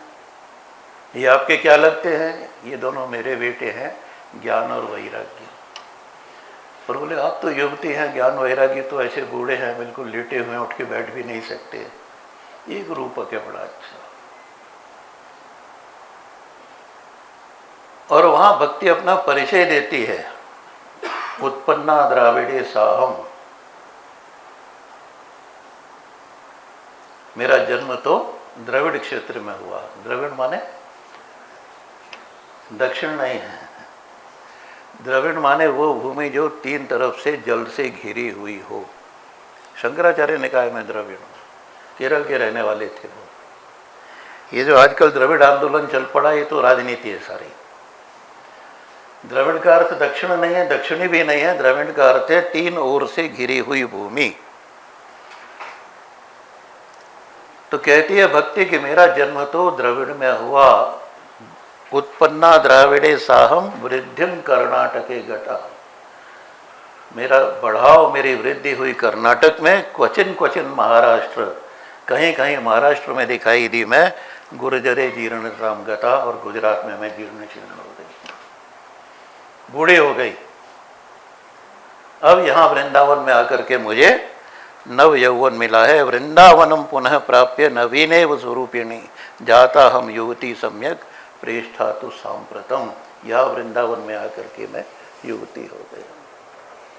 और इसलिए नारद जी ने कहा भी है, धन्यम वृंदावनम तेन भक्तिर नृत्यति। भक्ति वृंदावन में नृत्य करती है, इसलिए वृंदावन धन्य है। ये श्रीमद् भागवत में प्रसंग आता है, बड़ा रसमय प्रसंग है, लेकिन ये सब रूपक है कि धीरे धीरे धीरे धीरे हम वृंदावन में फिर भक्ति की ओर आते हैं, और वृंदावन के संयोग से वो फिर से तरुणी हो जाती है।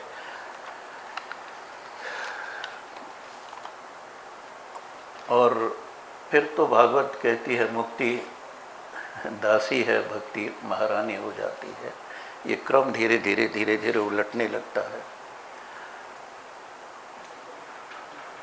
आप लोग अगर पढ़ते हैं हिंदी साहित्य का इतिहास, तो आचार्य शुक्ल ने कहा कि भक्ति का जो स्वरूप हमको 16वीं शताब्दी में दिखाई देता है, वो मुसलमानों ने, बाहरी लोगों ने हमारी जो पिटाई की है ना, उसके लिए हमने भगवान को पुकारा, नहीं तो ऐसा रूप नहीं होता।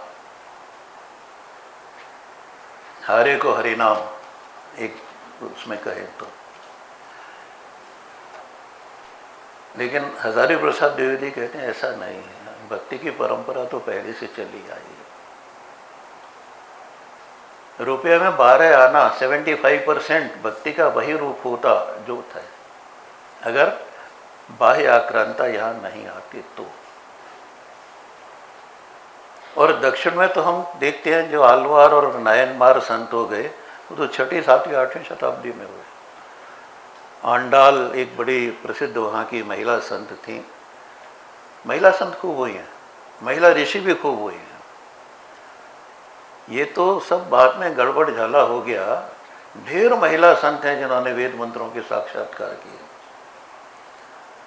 और भक्ति काल में भी ढेर महिला संत हो गई, दक्षिण में भी और उत्तर में भी, पूर्व में भी, पश्चिम में भी। इस पर खूब काम हुआ है। तो भक्ति का रूप वैसा ही होता जैसा था तब, और अब ये जो भुक्ति है, ये जो मुक्ति है, ये धीरे धीरे छूटी पड़ती है। एक नाम मैंने लिया था रूप गोस्वामी का, उनका एक ग्रंथ है भक्ति रसामृत सिंधु, 16वीं शताब्दी में हुए, लेकिन संस्कृत में लिखा है उन्होंने। संस्कृत में लेखन की परंपरा आज तक है, संस्कृत डेड लैंग्वेज नहीं है जैसा लोगों ने कह दिया। वहाँ वो एक श्लोक लिखते हैं,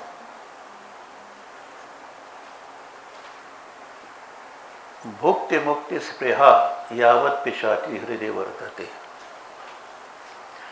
तावत् भक्तिम सुखस्यात्र कथम अभ्युदयो भवेत्।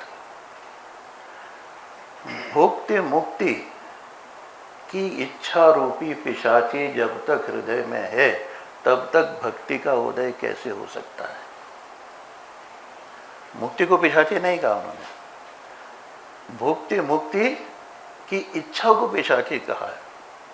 हमारे मन में इच्छा ही क्यों हो कि हम संसार से मुक्त हो जाएं, ये इच्छा पिशाची है। भक्ति के क्षेत्र में अगर जाना है तो भुक्ति मुक्ति से हमें अलग होना पड़ेगा, क्योंकि भुक्ति मुक्ति, फिर ध्यान दीजिए, जो मैंने पहले कहा, ये व्यक्ति की होती है। व्यक्ति अपने मोक्ष की कामना से काम करता है। आत्मनः मोक्षार्थम, अपनी मुक्ति के लिए, अपना मैं, ये भारतीय संस्कृति में इसका निषेध है।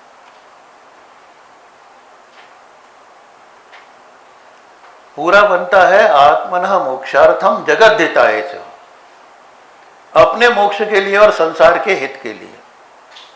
और धीरे धीरे संसार का हित ये प्रमुख होता चला गया, मेरा मोक्ष ये पीछे छूट गया। स्वामी विवेकानंद ने कहा मैं तो बाबा हो गया, अब बिल्कुल अब जाके ऊपर वहां बैठूंगा। स्वामी रामकृष्ण परमहंस ने कहा आपको आज्ञा ही नहीं जाने की, हिमालय में जाकर अपनी मुक्ति की कामना करने का कोई अधिकार तुमको नहीं है। समाज की अगर ऐसी दशा है तो तुम्हें समाज में रहकर समाज के बीच में काम करना पड़ेगा।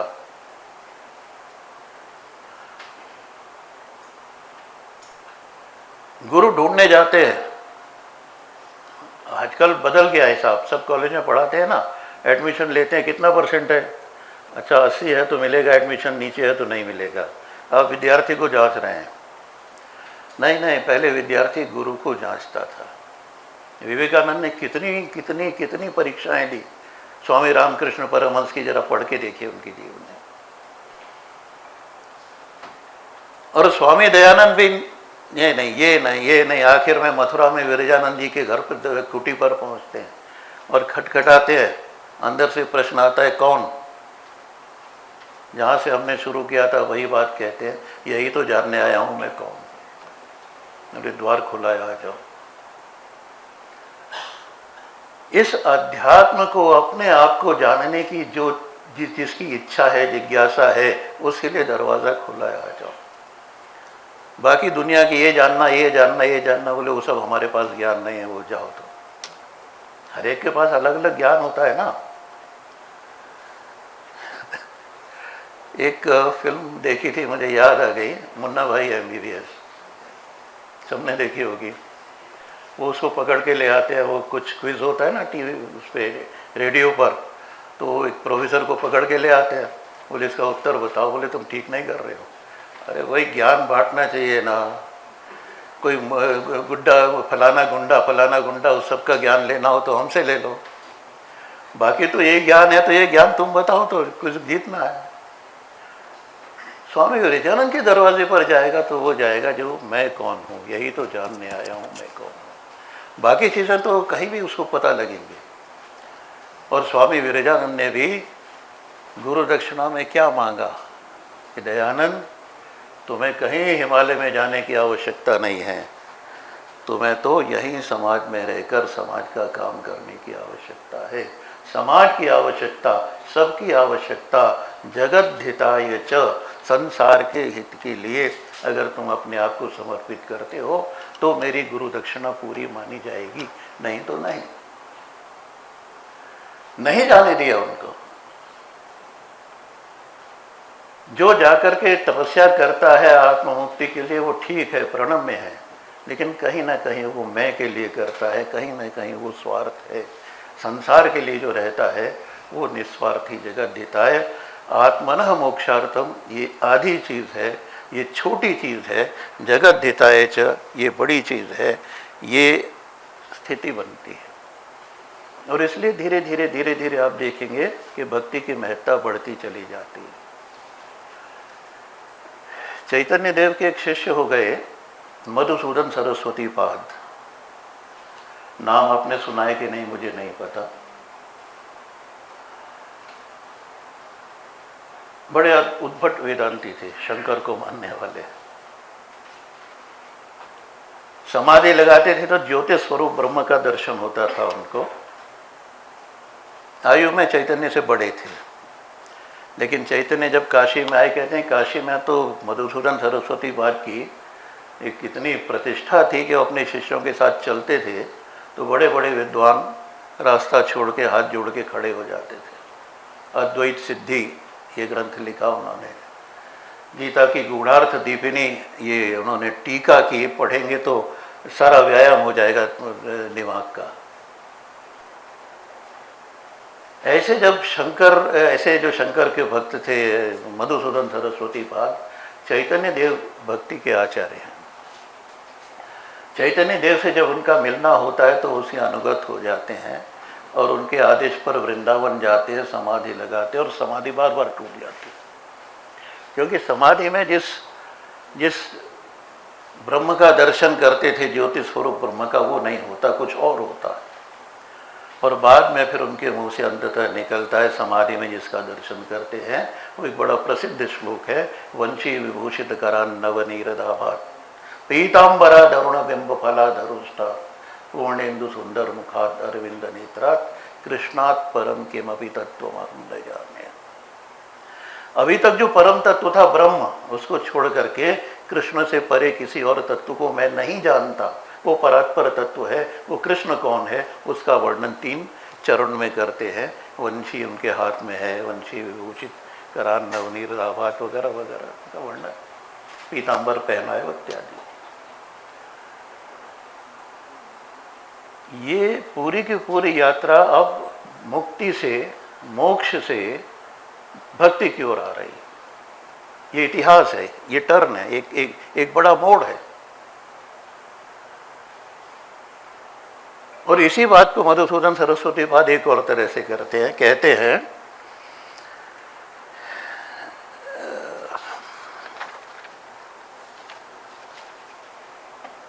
कि कृष्ण को उन्होंने कहा परात्पर तत्व है। अब एक संस्कृत का फिर से पढ़ता हूँ आपके सामने। शृणु सखी कौतुकम एकम, अरे सखी सुनो, एक बड़ा कौतुक, एक विचित्र बात हुई। शृणु सखी कौतुकम एकम, नंद निकेतनांगने अद्य मया दृष्टम। नंद के आंगन में आज मैंने देखा, धूलि धूसरांगो नृत्यति वेदांत सिद्धांत। नंद के आंगन में धूलि धूसरांग होकर के वेदांत सिद्धांत नृत्य कर रहा है। कृष्ण नहीं कहते, वेदांत का सिद्धांत हम जिसे ब्रह्म मानते आए हैं, वो ब्रह्म स्वयं कृष्ण रूप में नंद के आंगन में नृत्य कर रहा है। छोटे बालक है, वो जिस तरह से नृत्य कर रहे हैं, घूमते हैं, जैसे बालक करता है वैसी क्रीड़ा कर रहा है। ऐसा एक मैंने बड़ा विचित्र दृश्य देखा है।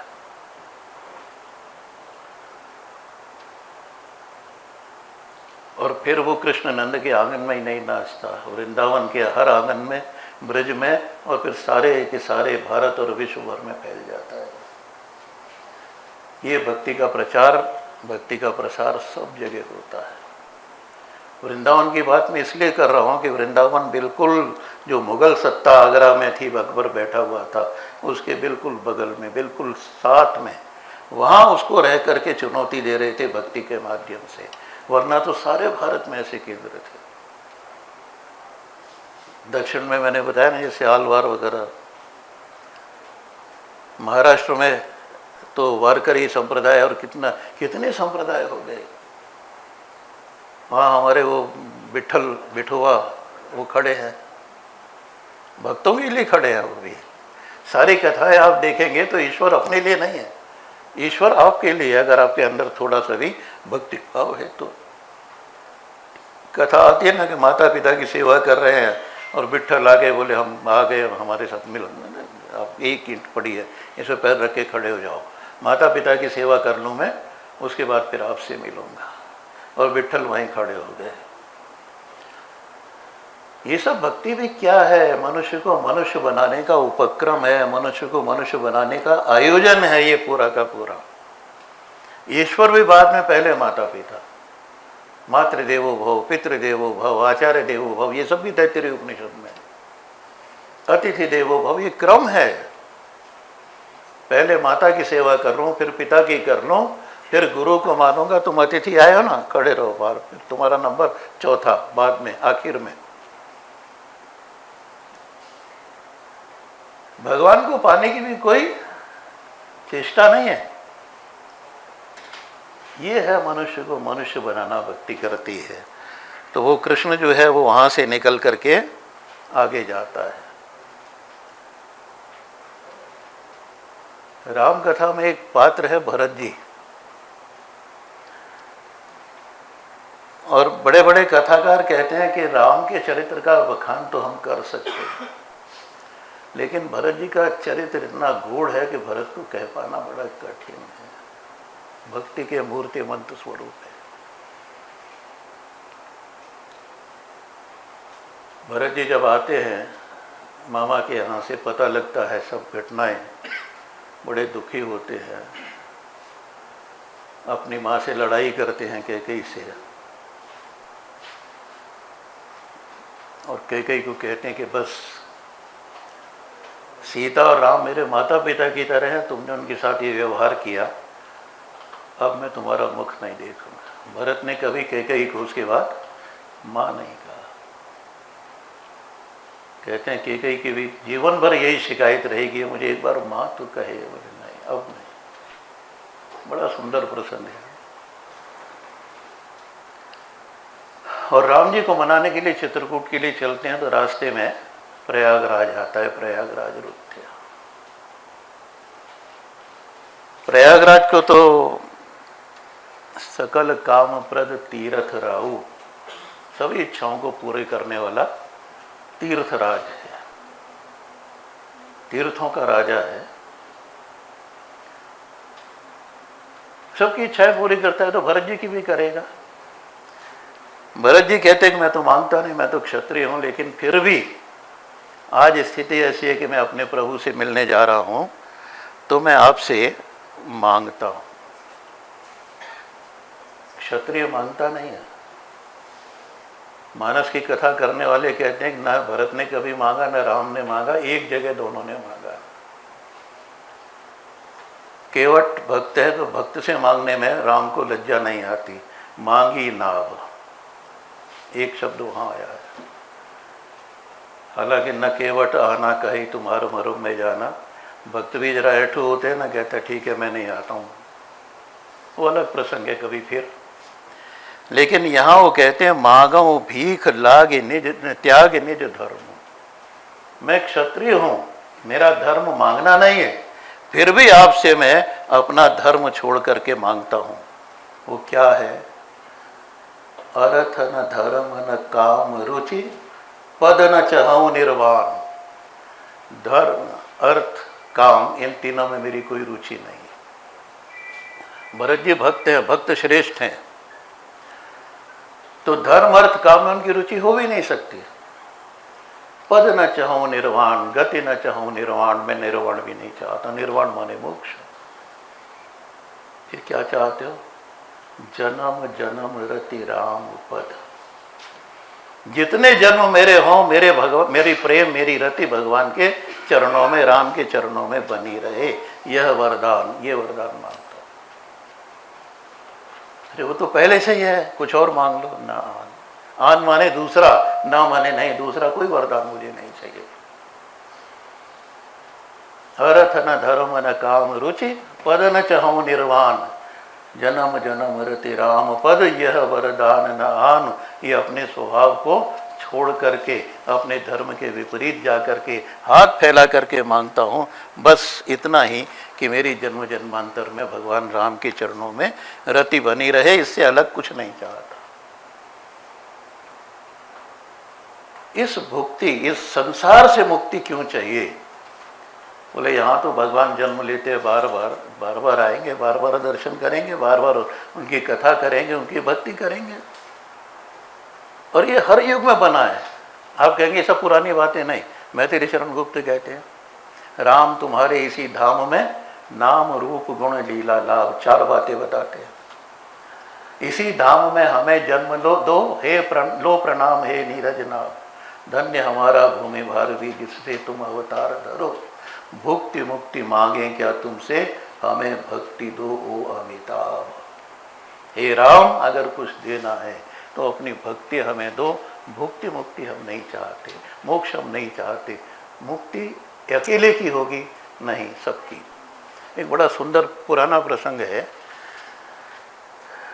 रामानुजाचार्य जी विशिष्टाद्वैतवाद के पुरस्कर्ता थे, शंकर के बाद हुए। उनके गुरुजी ने मंत्र दिया और कहा देखो मंत्र अकेले में जपने के होता है। आपने देखा है मंत्र जपते हैं लोग, माला झोली लेके उसमें भी हाथ डाल के चुपचाप। मंत्र जो है वो सबको बताने के लिए नहीं होता। तो मंत्र दिया और कहा कि देखो इस मंत्र को अकेले में चुपचाप जपना, ये बड़ा कल्याणकारी मंत्र है। रामानुजाचार्य सोचा रात में, और एक दिन सुबह पहाड़ी पर चढ़ गए और जोर जोर से उस मंत्र का जाप करने लगे। शिकायत की गई गुरुजी से कि ये तो जोर जोर से वहाँ खड़ा मंत्र जाप कर रहा है, पहाड़ी पर सबको सुना रहा है। गुरुजी गुस्सा हुए, बुलाया उन्होंने उसको, अरे रामानुज मैंने तुमसे कहा था ना कि अकेले में चुपचाप मंत्र का जाप करना, मुझे गुस्सा आ जाएगा, मैं तुम्हें अगर शाप दूंगा तो। बोले गुरुजी आप जो चाहे शाप दे दीजिए, अगर ये कल्याणकारी मंत्र है तो मेरा ही कल्याण क्यों, संसार का कल्याण क्यों नहीं हो? मैं केवल अपने कल्याण के नहीं, कल्याणकारी है तो सबका कल्याण हो, मैं इसलिए जोर जोर से बोल रहा हूँ मंत्र, सब लोग सुने, सब इस मंत्र का जाप करें। अपने लिए नहीं, दूसरे के लिए। मैं नहीं तू, मैं नहीं तू, मैं नहीं तू। इस मंत्र का जाप भारतीय ज्ञान परंपरा, भारतीय भाव परंपरा रटती रही है, करती रही है। और जैसे मैंने बताया कि वृंदावन ये भक्ति का केंद्र बना, केंद्र भारत में सब जगह बने, कोई प्रांत अछूता नहीं था। लेकिन चूंकि ये बिल्कुल मुगलों की सत्ता के नीचे वृंदावन बैठा था, और वृंदावन और मथुरा में कितने मंदिर उस समय तोड़े गए, कितने भगवान की प्रतिमाएं बाहर गईं, ये पूरा इतिहास है। श्रीनाथ जी नाथ द्वारा गए, कोई यहाँ से, ये जो था राजस्थान, ये थोड़ा सेफर प्लेस था इसलिए वहाँ गए, से बहुत जगह सब जाना आना हुआ। लेकिन वहीं पर वो केंद्र बना और पूरे भारत भर से संत लोग वहाँ आए, भक्त लोग वहाँ आए। उस समय के जो विद्वान हम जिसे कहते हैं, जो वास्तव में जनमत का निर्माण करते हैं, वो वहाँ पर आए। बंगाल से चैतन्य देव आए, उनके 2 गोस्वामी शिष्य आए पहले, लोकनाथ गोस्वामी और भूगर्भ गोस्वामी। उसके बाद 6 लोग आए, जिनमें सनातन गोस्वामी थे, रूप गोस्वामी थे, जीव गोस्वामी थे, रघुनाथ भट्ट थे, रघुनाथ गोस्वामी थे, प्रहलाद भट्ट थे, ऐसे सब लोग आए। और इन्होंने वहाँ अपने अपने मंदिर भी बनाए। इन्होंने प्रभुत साहित्य का लेखन किया, जो उस पूरे ज्ञान परंपरा का वास्तव में बहुत चमकता हुआ इतिहास है। अगर हम थोड़ा सा भी उस ओर ध्यान देंगे, पढ़ेंगे, तो हमें ध्यान में आएगा। और साथ ही साथ इस भक्ति ने सारे समाज को एकजुट कर दिया। एक गीत, बड़ा आधुनिक फिल्म आई थी, शहीद, देखना है जोर कितना बाजुए कातिल में है, सरफरोशी की तमन्ना अब हमारे दिल में है। ठीक यही स्थिति उस समय भी बनी थी कि मुगल सत्ता कितना अत्याचार कर सकती है, करे, हम सबको झेलेंगे, सबको देखेंगे। सूरदास का नाम सबने सुना है, ये अष्टछाप थे, इनमें एक कुंभन दास थे, बड़े प्रसिद्ध संत हो गए तो अकबर ने बुलाया दरबार में। उन्होंने कहा हम दरबार में आके क्या करेंगे? संतन को कहा सीकरी सो काम, आवत जात पर नैया टूटे बिसर गए और ना।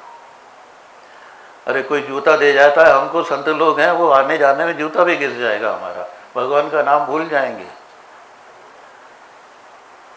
माने राजा बुलाए और न जाए। आजकल बड़ी एक चर्चा चल रही है ना, 4 बार फोन किया ट्रंप ने, मोदी जी ने बात ही नहीं की।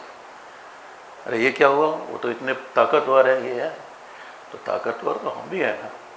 मुगल सत्ता अगर ताकतवर है तो कुंभन दास भी ताकतवर है, कहते नहीं जाएंगे। और यहाँ तक कहते हैं जिनको मुख देखत दुख लागे तिनको करवे परी सलाम। तुम्हारा मुंह देखते हुए हमें दुख लगता है, तुम्हारे राज्य में जाएंगे तो तुम्हें सलाम करनी पड़ेगी। ऐसा एक दम, ऐसा एक तेजस्विता ये भारतीय समाज को, हिंदू समाज को भक्ति की इसी काव्यधारा में मिली है, इन्हीं संतों के द्वारा मिली, इन्हीं भक्तों के द्वारा मिली है। ये पूरे के पूरे भारत में ये आंदोलन उठ खड़े हुए, यहाँ भी हुआ, वहाँ भी हुआ, वहाँ भी हुआ, कि कोई ऐसा अछूता कोना नहीं रहा जहाँ से वृंदावन लोग न आए हों, जहाँ से वहाँ न गए हों। और ये निरंतर सब जगह, दक्षिण में भी जहाँ मुगलों का बहुत कम गया एक तरह से प्रभाव, वहाँ भी, वहाँ के मंदिर सब आज भी ज्यों के त्यों खड़े हमको दिखाई देते हैं। संपूर्ण देश में भक्ति के इन आचार्यों ने इस भक्ति से प्रेरित जो शौर्य था, उस शौर्य की ये सारी की। तो कुल मिलाकर के जो भक्ति का स्वरूप हमारे सामने आता है, ये ध्यान रखिए, सूत्र रूप में ध्यान रखिए, आत्मनः मोक्षार्थम जगद्धिताय च, ये है। अब एक सवाल आता है कि हमारा जो व्यक्ति ऐसा है जो लड़ सकता है, जो चुनौती दे सकता है, उसमें क्या क्या गुण हों। भारतीय मनीषियों ने इस पर बहुत चिंतन किया है। थोड़ा जल्दी करूंगा। महाभारत में है, व्यास जी कहते हैं नहीं मानुषात् श्रेष्ठतरम ही किंचित। कल बात आ रही थी ना कि मनुष्य के पास 2 चीज़ें हैं, तो व्यास जी कहते हैं मनुष्य से श्रेष्ठ और कुछ भी नहीं। नहीं मानुषात् ही शब्द जो है वो निश्चय पूर्वक, माने कोई कहे कि है, बोले नहीं, निश्चय पूर्वक कह रहा हूं कि मनुष्य से श्रेष्ठ और कोई भी नहीं। सावार ऊपर मानुष सत्यता ऊपर की चुनाही, ये चंडीदास कहते हैं। तुलसी के राम कहते हैं सब मम प्रिय सब मम उपजाए, सभी मुझे प्रिय हैं, सभी को मैंने जन्म दिया है, लेकिन सबसे अधिक मनुज मोहि भाई, सबसे अधिक मुझे मनुष्य अच्छा लगता है। अब शुरू में तो कह दिया ना, ये न इंद्रिय हूँ मैं, न ये हूँ, न हूँ ये हूँ, लेकिन ये जो शरीर है यही साधन धाम मोक्ष कर द्वारा, इसलिए वो कल आई ना, इसको भी पुष्ट बनाना, ये करना वो करना। तो ऐसा मनुष्य कैसा होना चाहिए, इसमें तेन त्यक्तेन भुंजी था पहले आया ही है, और बहुत सारी बातें हैं। गीता का पाठ कुछ लोग शायद करते होंगे जरूर। गीता में है, दूसरे अध्याय में ही है। हालांकि गीता शुरू होती है दूसरे अध्याय के 11वें श्लोक से, ऐसी मानते हैं। यहीं से शंकराचार्य ने अपना भाष्य लिखना शुरू किया है। पहला अध्याय तो विषाद योग है। और किसी ने कहा विषाद योग कैसे बन गया? अरे बोले भगवान के सामने अपने दुख, अपने प्रश्न रखोगे तो विषाद भी योग बनेगा, उत्तर मिलेगा। तो अर्जुन की हालत तो खराब थी, बहुत ज़्यादा खराब थी। वो कहता है कि मैं किससे लड़ना है ये देखना चाहता हूँ, मेरे सामने कौन कौन है, और इसलिए उभयो सेनयोर मध्य रथम स्थापयमेच्युत, ये कृष्ण दोनों सेनाओं के बीच में ले जाकर मेरे रथ को खड़ा करो। और देखते हैं किससे लड़ना है, तो कोई उनके संबंधी हैं, ये है वो है, सब आपको पता है। और फिर कहते हैं कि मैं इन सब पर बाण का प्रहार कैसे करूँगा, ये तो सब मेरे अपने हैं। कथम भीष्म वाम संख्य द्रोणम च मधुसूदन ईशु ही प्रतियोत्स्यामी पूजा रावरिसूदन, ये सब तो मेरे लिए पूजा के योग्य है। चाहे कृपाचार्य हों चाहे द्रोणाचार्य हों, इनके प्रति मैं बाण कैसे चलाऊंगा। और फिर उसकी हालत जो खराब होती है, बड़ा सुंदर वर्णन है। गांडीवम संस्कृति हस्तात्व चयु परिदयते वे पतुष शरीर में, मेरे शरीर में पसीना छूट रहा है, मेरे हाथ पैर काँप रहे हैं, हाथ धनुष से गांडीव गिरा जा रहा है और मैं युद्ध नहीं करूंगा, ऐसा कह के पीछे जा कर के बैठ गया। कहता आप जो कहोगे करूंगा पर युद्ध नहीं करूंगा। ऐसा चेला तो किसी को नहीं चाहिए।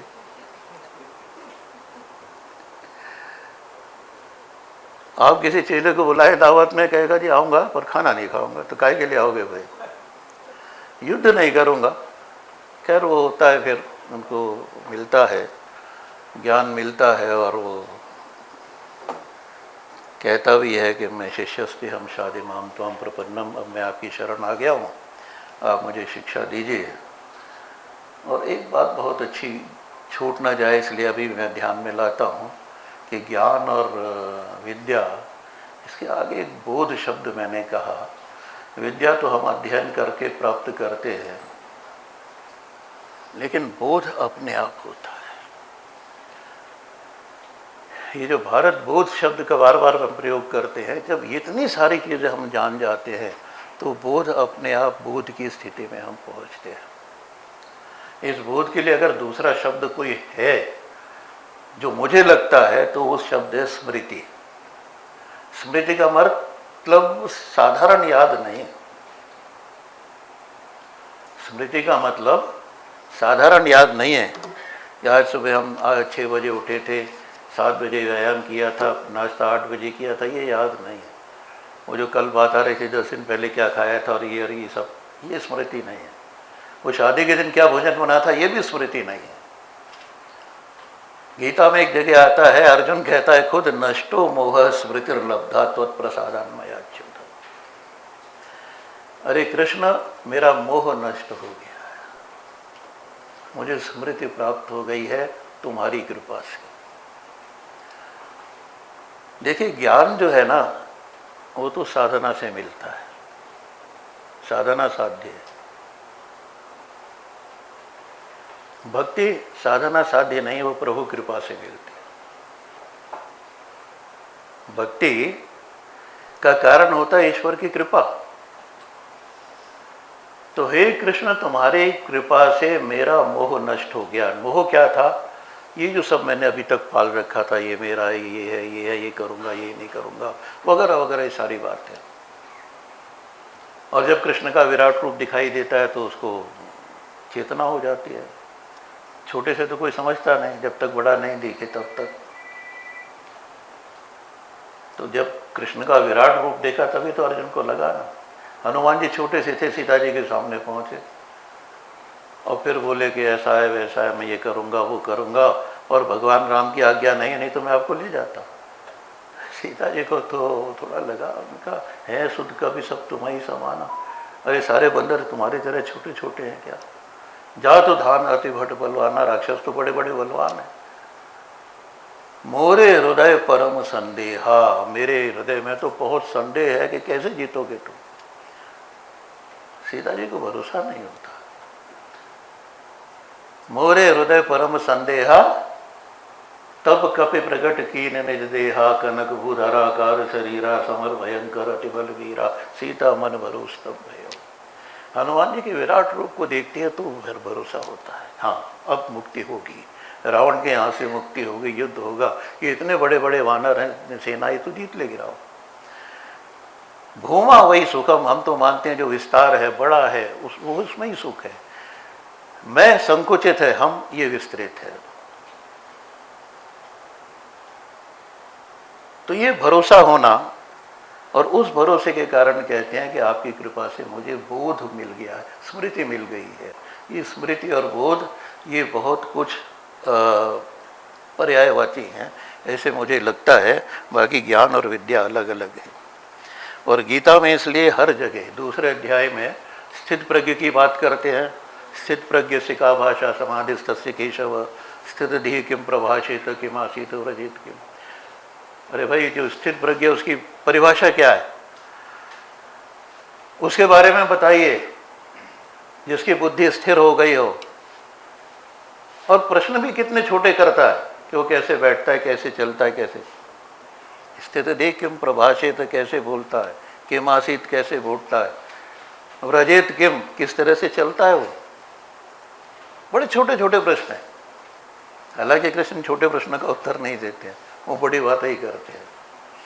लेकिन वहाँ उस प्रसंग में अगर आप देखेंगे तो प्रजहाति यदा कामान सर्वान पार्थ मनोगतान, ये वहाँ आता है। ये अच्छे मनुष्य के लक्षण, जब सभी कामनाओं को मन की छोड़ देता है, मैं मेरा तू तेरा ये जब छूट जाता है, ये आसक्ति जब छूटने लगती है, यही है। उसके बाद छठे अध्याय में आप देखेंगे जितात्मन है प्रशांतस्य परमात्मा। ये फिर अध्याय 12 में देखिए भक्ति की विशेषताएं है। अद्वेष्टा, जो द्वेष नहीं करता हो, किसी भी प्राणी से द्वेष नहीं करता हो। सारा झंझट क्या है, ये जो आज की जो सभ्यता में क्या सिखा रही है, विज्ञापन आता है ना, उसकी साड़ी मेरी साड़ी से सफ़ेद क्यों, ये द्वेष है। मेरे पास छोटी गाड़ी, उसके पास बड़ी गाड़ी क्यों। और दुनिया में किसी के पास हो जाए, भाई के पास हो जाए तो ज़्यादा जलन होगी, ज़्यादा द्वेष होगा। दुनिया में तो सबके पास बड़ी बड़ी गाड़ी है, द्वेष नहीं होता। मेरे भाई के पास बड़ा घर कैसे हो गया, बड़ी गाड़ी कैसे हो गई। ये सारा विज्ञापन जो है हमें इसी ओर ले जा रहा है। तो अद्वेष्टा सर्वभूतानाम, ये जो आज की बड़ी सबसे ज़्यादा समस्या है, मैत्री होनी चाहिए, करुणा होनी चाहिए, ये सारे इन गुणों का वर्णन निर्ममो आसक्ति रहित हो। आसक्त रहेगा किसी भी एक चीज़ में तो कभी भी न्याय नहीं कर सकता, जीत नहीं सकता। महाभारत के युद्ध में सबकी आसक्ति थी, सबके अपने अपने द्वेष थे। अर्जुन का कर्ण से था, कर्ण का अर्जुन से था। भीष्म पितामह अपने वचन से बंधे हुए थे, सब बंधे हुए हैं, उनकी आसक्ति अपने वचन में। मैंने वचन दिया है कि मैं हस्तिनापुर साम्राज्य की रक्षा करूंगा। बंधा नहीं था कोई किसी में, अगर द्वेष नहीं था, जो अपनी प्रतिज्ञा से भी नहीं बंधा था, वो कृष्ण था। और इसलिए कृष्ण सारे युद्ध का संचालन करते हैं। शस्त्र नहीं उठाऊंगा, फिर शस्त्र उठा लिया, प्रतिज्ञा टूटती है टूटे। मेरी प्रतिज्ञा ये प्रमुख नहीं है, प्रमुख है कि अब मुझे इस स्थिति में क्या करना उचित होगा। ये निर्मम होना है, माने ममता रहित, अनासक्त। ऐसे बहुत सारे गुण हैं। निर्ममो निरहंकार, सम दुख सुख, सुख दुख में जो समान हो। ऐसे ही 16वें अध्याय में दैवी संपदा है, अभयम सत्व संशुद्धि वगैरह वगैरह। और फिर आखिर में 18वें अध्याय में तो मुक्त संगो अनहमवादी दित्युत्या समन्वित सिद्ध सिद्धि और निर्विकार कर्ता सात्विक उच्चते। सात्विक कर्ता कैसा होना चाहिए, ऐसे अगर आप इनको पढ़ेंगे और एक एक, मैं तो ये कहूँगा कि एक एक गुण जो है इस पर एक एक भाषण एक एक 2-2 घंटे का हो सकता है। तो ये चीज़ें हैं, इन सबको ध्यान में रखते हैं तो ऐसे हमें दिखाई देता है कि पूरा का पूरा जो परिदृश्य है वो ज्ञान के बाद मोक्ष और मोक्ष के बाद फिर भक्ति आती है। ज्ञान तो कृपाण की धार की तरह से है, गिरते हुए देर नहीं लगती। ज्ञान का पंथ कृपाण के धारा, तुलसी ने लिखा है, परत खगेश हो ही नहीं बारा। भक्ति जो है वो ईश्वर कृपा साध्य है, साधन उसमें नहीं है। मुक्ति में कोई गारंटी नहीं है। यहाँ तो कि रजामिल जाने कितने कितने भक्त हुए, वो सब। अब इस सारा जो हमने भक्ति और दर्शन आपके सामने रखा है, इस सब की भूमि ये भारत भूमि रही है। भारत में ये विचार हुआ है, भारत में इसकी विचार परंपरा रही है। केवल ज्ञान परंपरा और विचार परंपरा नहीं रही, भाव परंपरा रही है। क्योंकि सामान्य व्यक्ति भाव से जुड़ता है। ज्ञान होता है ज्ञानियों के लिए, मुक्ति होती है बड़े साधकों के लिए, लेकिन जन सामान्य तो भक्ति के कारण जुड़ता है। भक्ति के कारण जुड़ता है जब, तो फिर ये सारी चीज़ें आती हैं। और इसलिए ये कहा, एक विष्णु पुराण है आप जानते हैं, उसमें कहा गायन्ति देवा अखिल गीत गाने धन्यास्तुते भारत भूमि भागे। देवता भी इस बात को कहते हैं कि भारत भूमि धन्य है। और वो कहते हैं कि ये तो स्वर्गापवर्गास्पद मार्ग भूते भवंति भूय पुरुष, माने कुल मिलाकर के यह है कि ये स्वर्ग अपवर्ग इन सबको प्राप्त करने वाली जो भारत भूमि है ये धन्य है और हम इसमें जन्म लेना चाहते हैं। ऐसा कहते हैं कि कोई पुण्य कर्म होता है तो देवता बनते हैं, लेकिन जब क्षीणे पुण्य मर्त्य लोकम विशंति संस्कृत में कहा, उनके पुण्य क्षीण हो जाते हैं तो फिर उन्हें इसी धरती पर आना पड़ता है, भोग भूमि पर आना पड़ता है। लेकिन भारत में जिसने जन्म ले लिया उसको तो फिर कहीं जाना ही नहीं। आनीम नई तत्व वयम विलीने स्वर्ग प्रदे कर्मणि, ये उन्होंने कहा है। तो ये सारी चीज़ हमारे सामने ध्यान में आती है।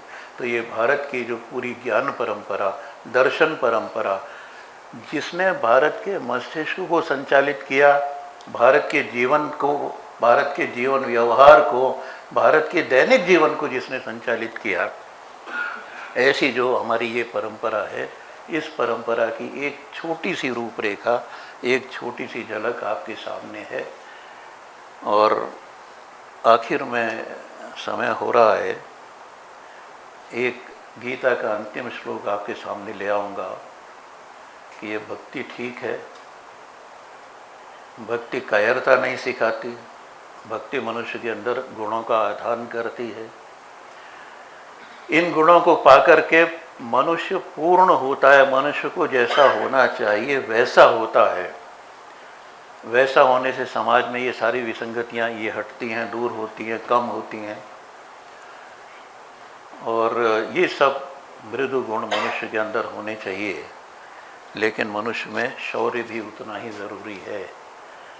गीता में इतना सब संचय हो करके 18 अध्याय 700 श्लोक, 700वां श्लोक जो कहता है वो हमेशा ध्यान में रखने की है। यत्र योगेश्वरो कृष्ण यत्र पार्थो धनुर्धर तत्र श्रीर विजयो भूतिर्ध्रुवा निधिर्मतिर्म। मेरी दृढ़ मान्यता है कि वहाँ पर श्री होती है, संपत्ति श्री लक्ष्मी, विजय होती है, भूति वैभव होता है। ये मेरी दृढ़ मान्यता है जहाँ पर योगेश्वर कृष्ण हो। ये न हो, ईर्ष्या न हो, ये न हो, ये न हो, यही सब का अभाव और अच्छे गुणों का आधान ये योगेश्वर की विशेषता है। ये हमें होना है।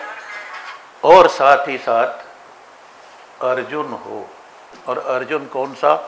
जो पहले अध्याय में रो रहा था, पहले अध्याय में जिसके शरीर से पसीना निकल रहा था, जिसके हाथ पैर कांप रहे थे, जिसके हाथ से गांडीव छूटा जा रहा था, मैं युद्ध नहीं करूंगा ऐसा, उस गांडीव को रख के जो रथ के पृष्ठभाग में जाकर के बैठ गया था, वो अर्जुन नहीं।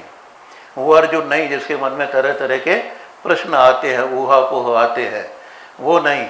वो अर्जुन जिसने स्मृति प्राप्त कर ली है, मुझे अपना कर्म करना है, धनुष जिसके हाथ में है, वीरता जिसके हाथ में है, वो अगर ऐसा धनुर्धर गांडीवधारी अर्जुन खड़ा होगा तो योगेश्वर और धनुर्धारी अर्जुन ये दोनों मिलकर भारत की जिस प्रतिमा की रचना करेंगे, वो भारत की प्रतिमा इस हमारी पूरी की पूरी जो यात्रा है, ज्ञान परंपरा की यात्रा, ये प्रवाह है, इस प्रवाह को चमकीला बनाएंगे, देदीप्यमान बनाएंगे।